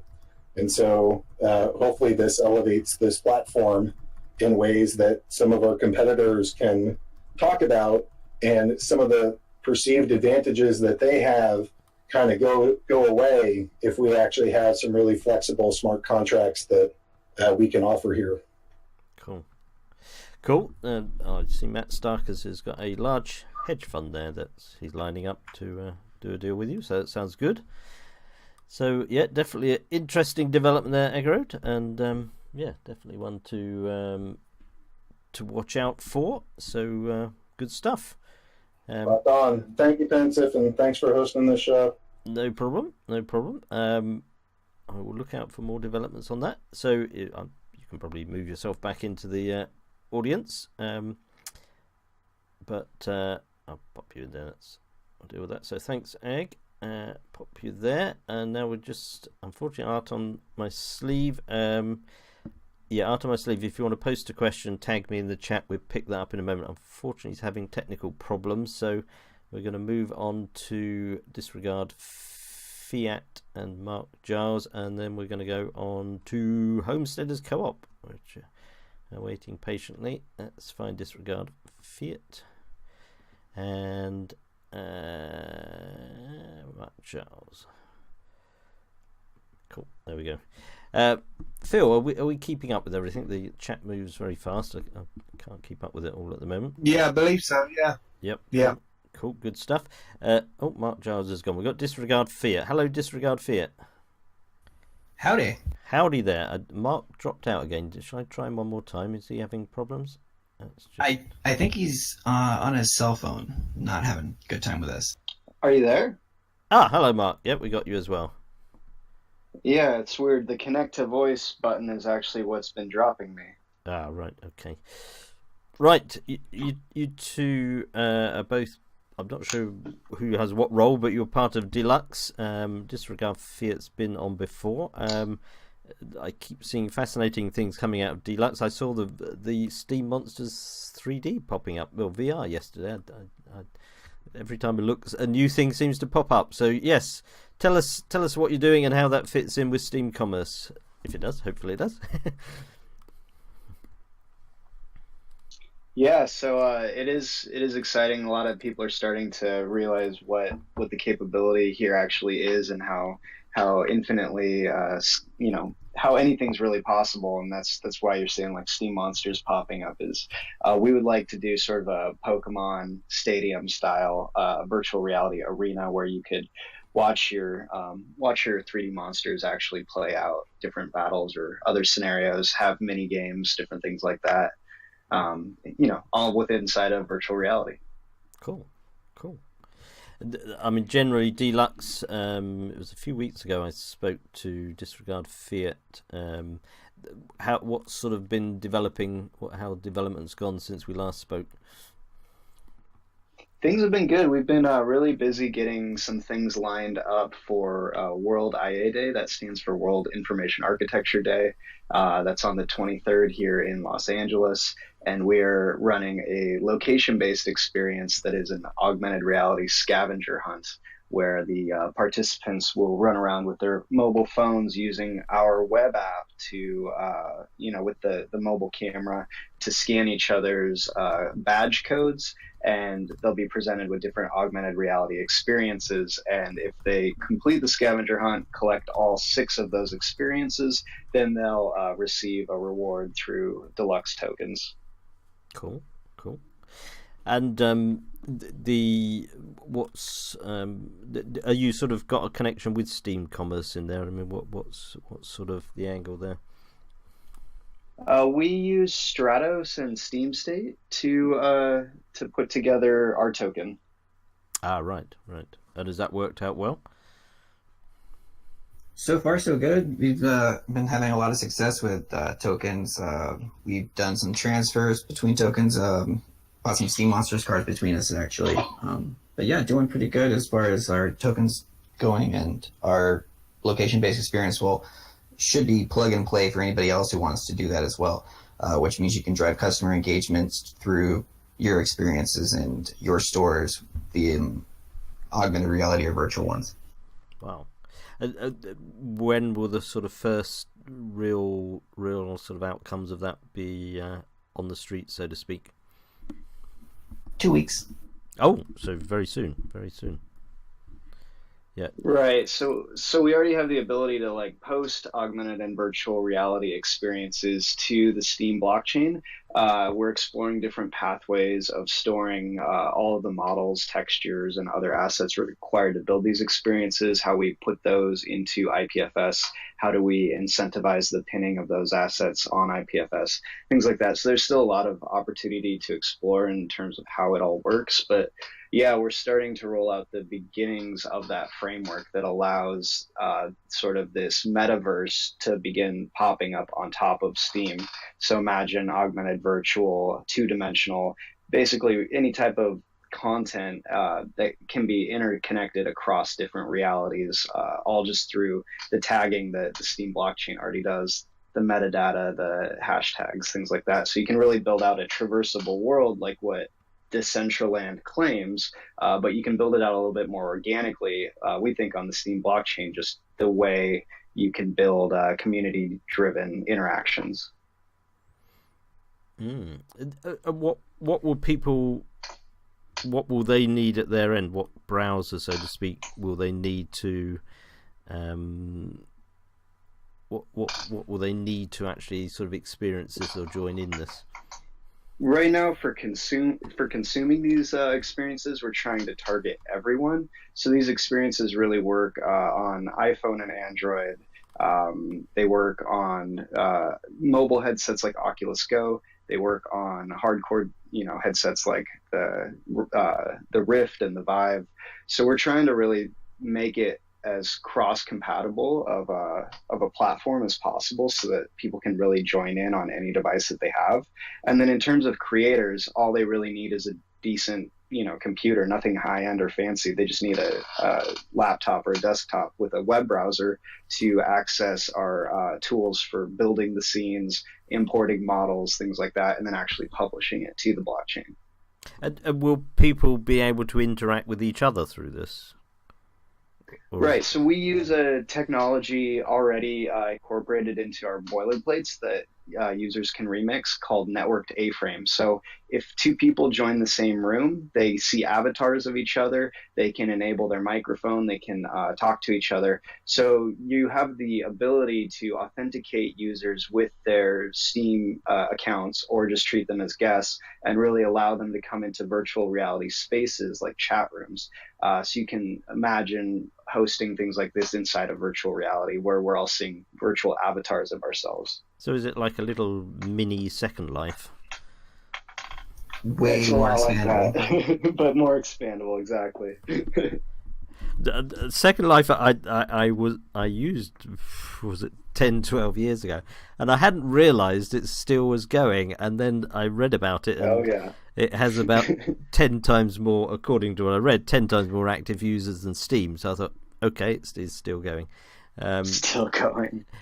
So that did surprise me. I remember people used to dress up in weird outfits there and turn themselves into all sorts of flying things. Was about all I could remember from Second Life. So this is a super duper version of Second Life and much more. Second Life and Third Life and Fourth Life and Fifth Life. We're just trying to provide the infrastructure and the toolbox for creators who literally want to build any kind of experience they can imagine, or just hang out with their friends.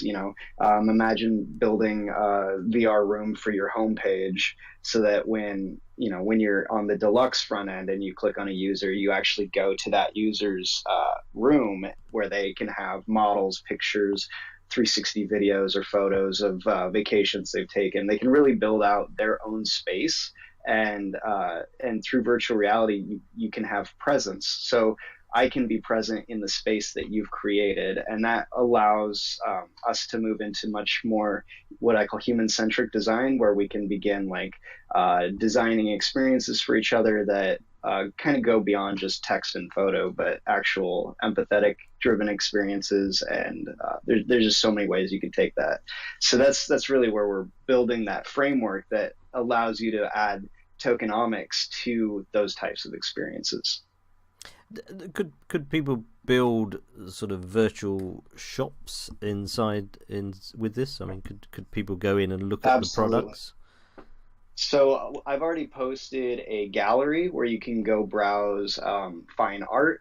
But yeah, you can bring in models of shoes, you can bring in models of t-shirts, really anything, and browse selections, do virtual e-commerce, digital checkout. We'll offer our coin and Steem coin out of the box. And then if users want, they could spin up their own payment processors to offer other ways of doing transactions. But yeah, all that's built right in to make that available. Cool. And I noticed Nate on Steam It there, who's coming on next with Sage Scrub, took the bait and prompted Sage Scrub that the Homesteaders Co-op really needs to go VR soon. So there's a little challenge for Sage Scrub. He runs the Homesteaders Co-op, so I think we need a Homesteaders Co-op meets Deluxe, and that could really go to town. So that sounds good. Yeah, I love that.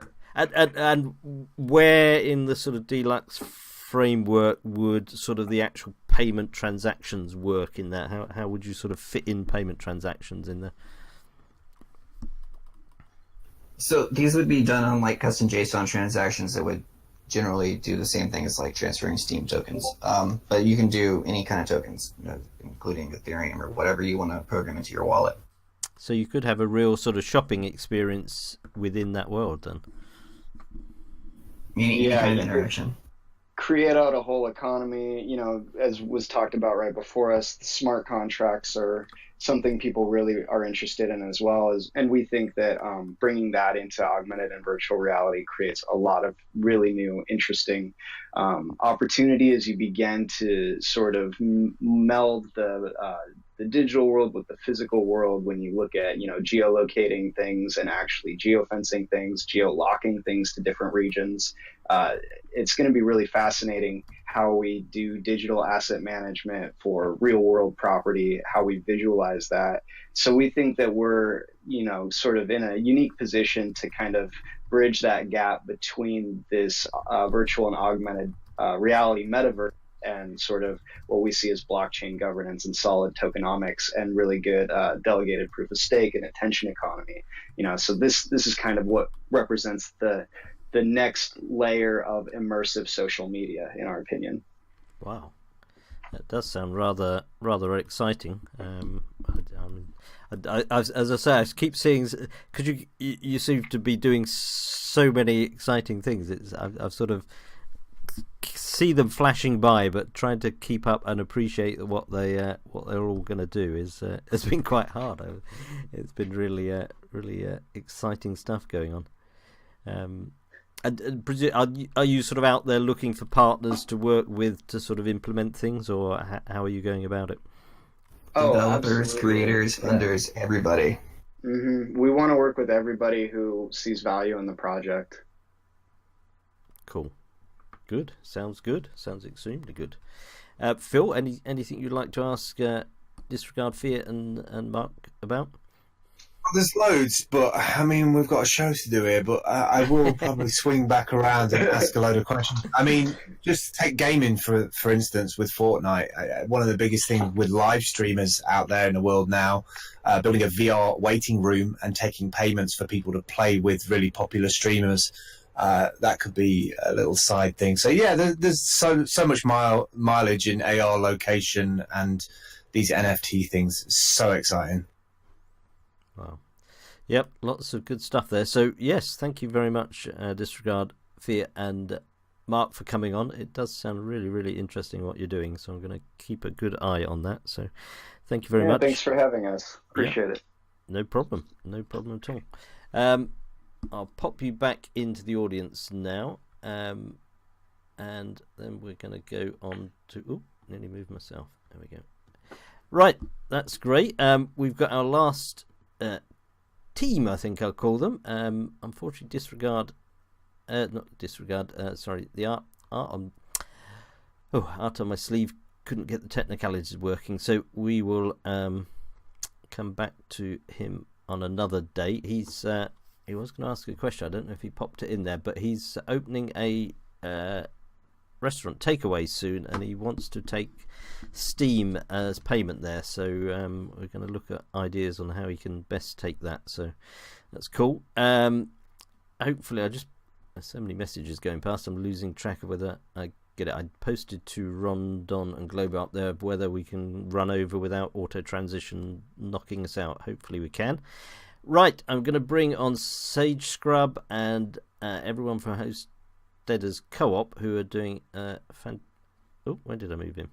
There we go. Everyone from there, let me just grab them, because Homesteaders Co-op is up and running as a real live place where they're selling things for Steem. There's Nate on Steem. I've got 3 there already. Sage Scrub, hi there. Hi, Pensive. Thanks for having us on. You're quite quiet there. I don't know if you can turn yourself up. Who else wanted to come on the list? I've got Nate, I've got Papa Pepper, I've got yourself. Was it Senor Coconut as well? Is this better, Pensive? Perfect, yeah. I was just saying, who else was wanting to come on from Homesteaders Co-op? That would be WWF, White Walking. Yeah, got him down there. Thistle Rock. And Thistle Rock. Did Senor Coconut want to come on as well? Right. Anyone else wanted to come on? Oh, we've got everyone there.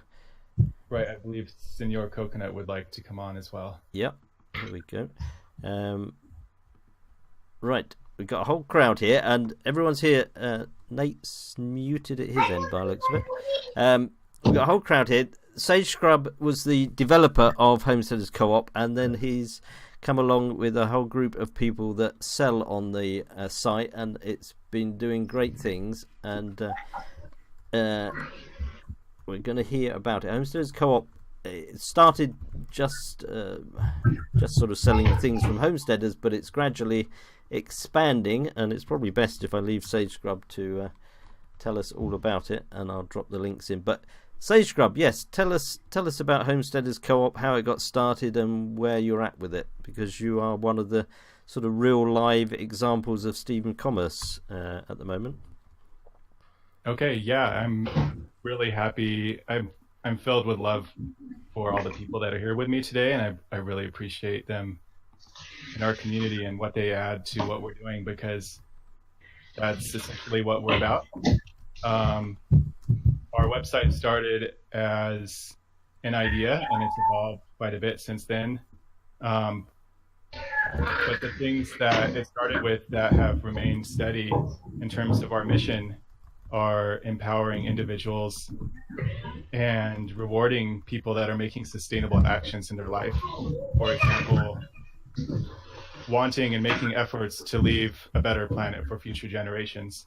And so our definition of a homesteader is somewhat relaxed. We're not too dogmatic about it, but what we're looking for in the vendors that join our co-op are making efforts in their lives or in their business to be more sustainable in different ways.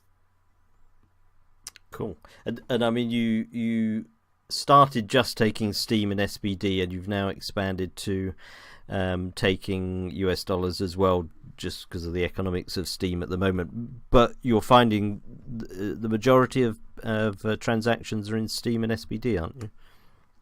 Yeah, we started with just SBD, and actually it was kind of an idealistic choice to only accept Steem or SBD or both, and not deal through dollars. But I quickly realized, especially with the bear market, it is more realistic to price in dollars, even though I believe at the end of the day, the effort it takes to earn Steem by writing a post, by making DTube, sharing thoughts and ideas, it's always the same effort to earn the same Steem.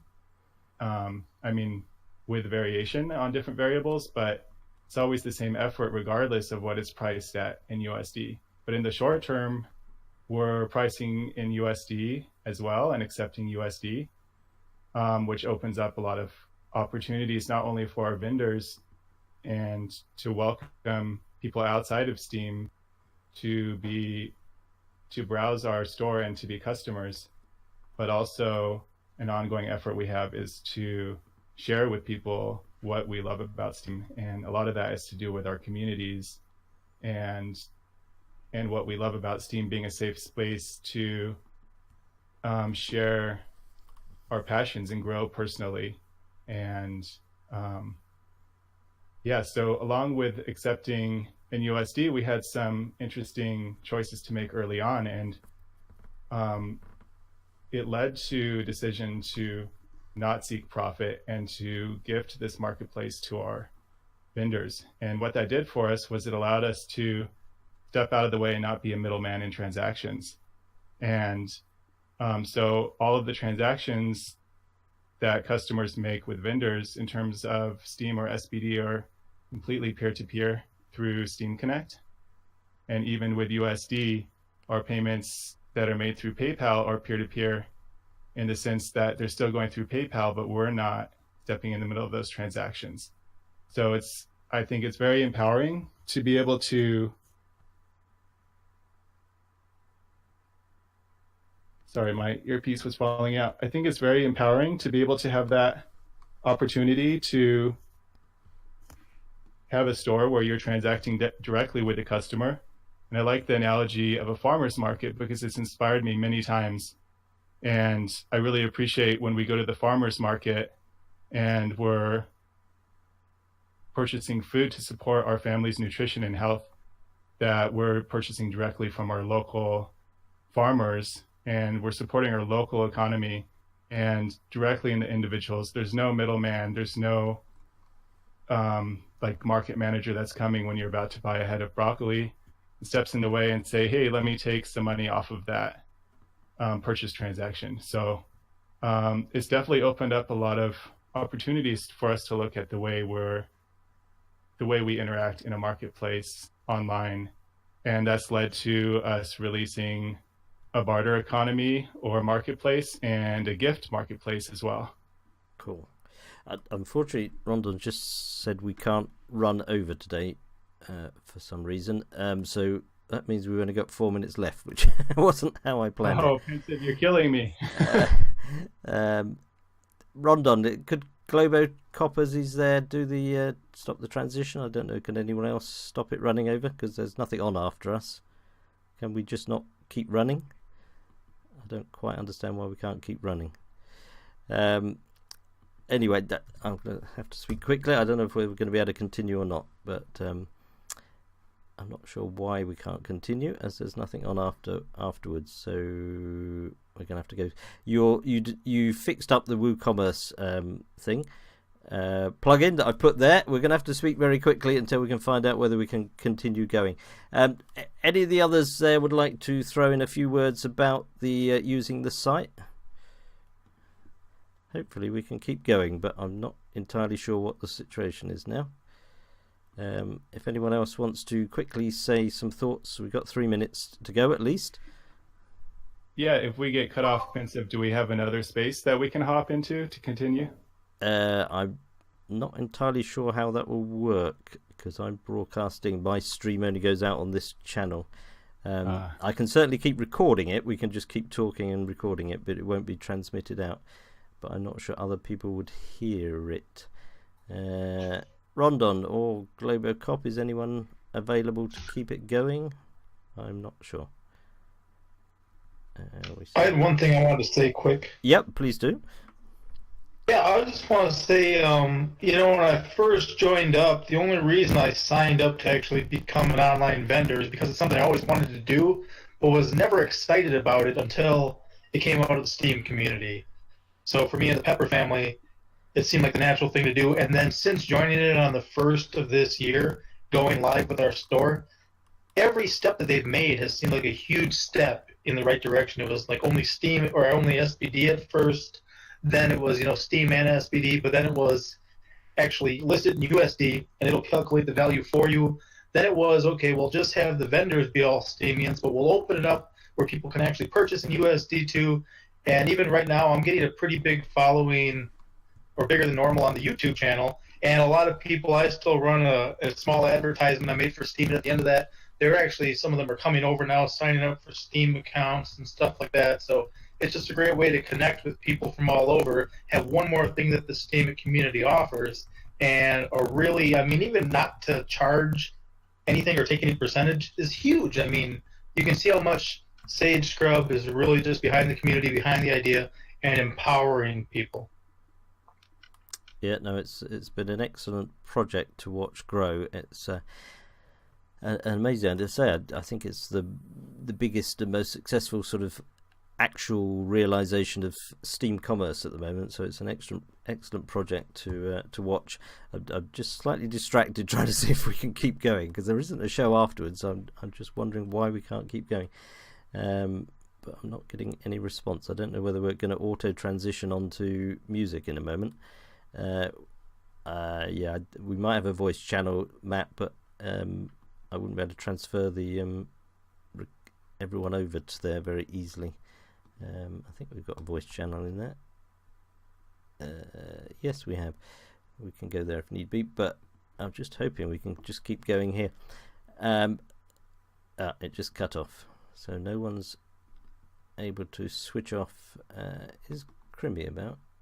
No, there seems to be no one about on the mechanics of it, unfortunately. So thank you everyone for coming to this forum.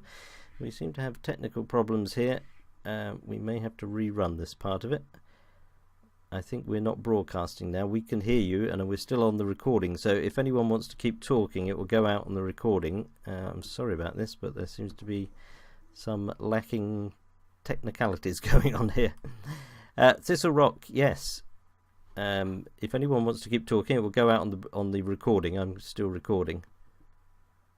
Yeah, we'd love to, Pensive. Yeah, if you want That's to keep great. talking, please do. It will go out on the recording. I'm not sure what's happened on MSP. It's just disappeared. But yeah, tell us a bit more about it and we'll keep it on the recording here.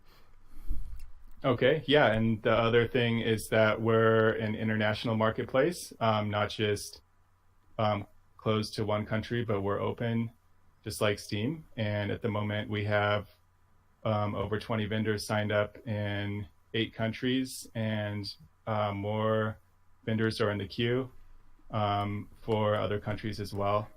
And so customers can make purchases from vendors in any country that they choose, whether it's their own or not. And likewise, vendors have the opportunity to choose where they will do their transactions, whether it's only in their own country or internationally as well. So we have a myriad, and it's easy to browse through those options as well.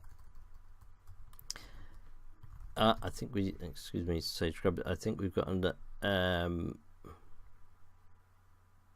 yeah, if we move to the pirate station, I think Claiborne's going to be able to keep us going. One moment, guys. Sorry. Oh, great. Okay.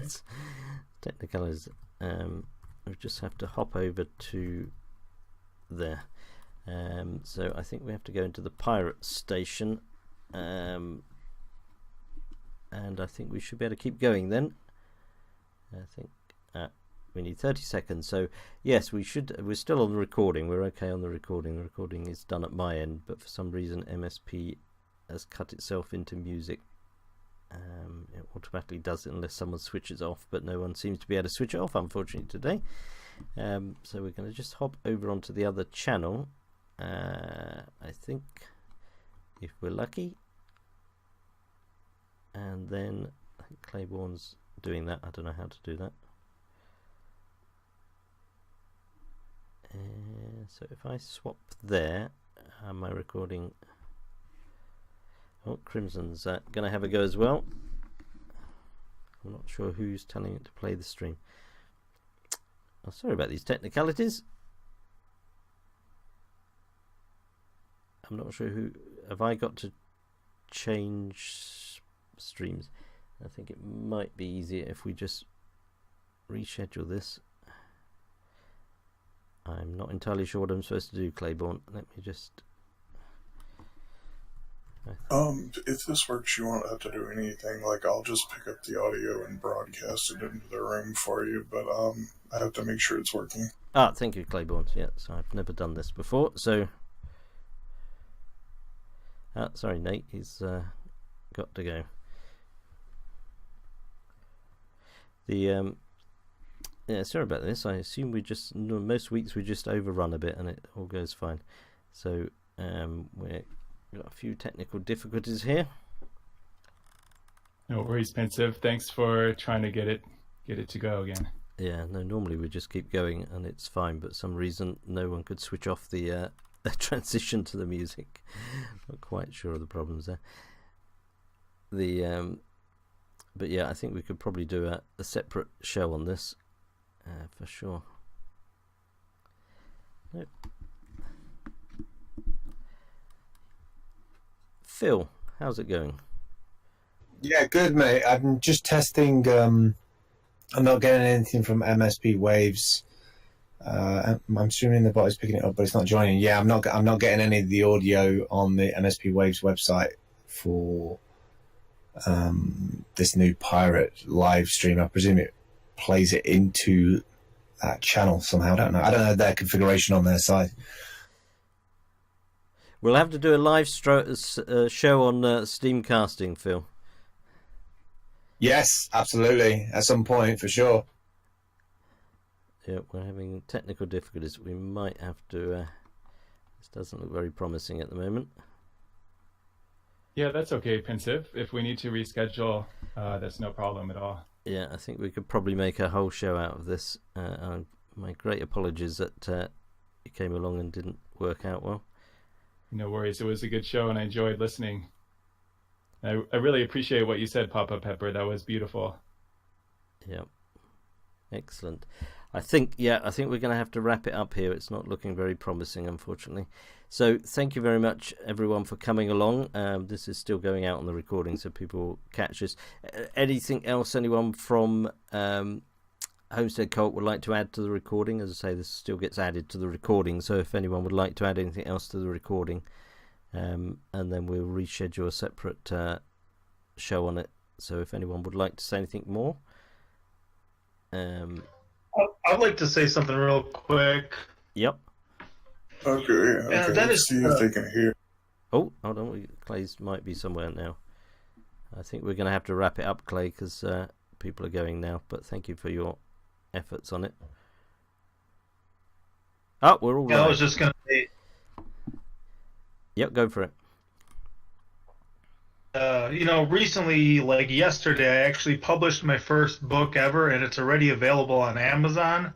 But the cool thing is I can actually buy the book cheaper myself, list it on the Homesteaders Co-op, charge people a fraction of the cost, and actually put more money in my pocket. So, it just takes commerce to another level, and I love stuff like that too, where people can get it cheaper, it benefits my family more, and in the end, everyone's blessed because of opportunities like what Sage Script has done with the Homesteaders Co-op.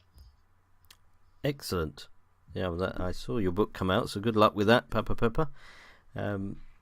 So, yeah, I think we may be able to go on to Pirate, but I've got a feeling we're losing the audience now anyway, so I think we'll probably best wrap it up and reschedule for a separate session, I think.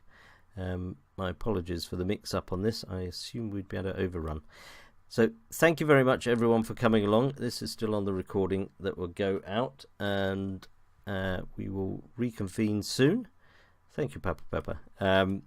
And so, yeah, this was forum number 7. We're going to do one more, or possibly 2 more, for the grand finales, and then we'll do ad hoc shows. And I think we will definitely do a whole show on the Homesteaders Co-op, because there's lots to talk about here. So my apologies for the mix-up on this today, everyone that came along. And we will reconvene soon. So thank you very much, Sage Scrub. Thank you, Pensive. Yeah. I've got a lot of love for you. Thank you for everything. Thank you. And sorry this got a bit mixed up at the end. I assume we were just going to have a whole segment on this, but it didn't quite work out, unfortunately. Phil, any last words for the recording? No, thank you very much for all your hard work, Pensive, over the weeks. I thoroughly enjoyed being the parrot waiting for command. Thank you, Phil. It's been great having you along, and yeah, it's been a fascinating thing doing these State of Steem forums, and we shall see what happens next week. If anyone's got any thoughts or views to go along to my post about it and throw in any ideas you have for the grand finale as it's currently tagged, which might be a bit of an overkill in the title, but we will see how it goes. So thank you very much, everyone. I think we'll sign off there, and we will reconvene soon. So thank you very much, everyone. I will stop the recording there. And I think I'll play out on a little bit of music, because I like playing out on a little bit of music. It rounds it off, so I'm going to play this one from Darren and David again that we had going earlier. So good night, everyone. From my day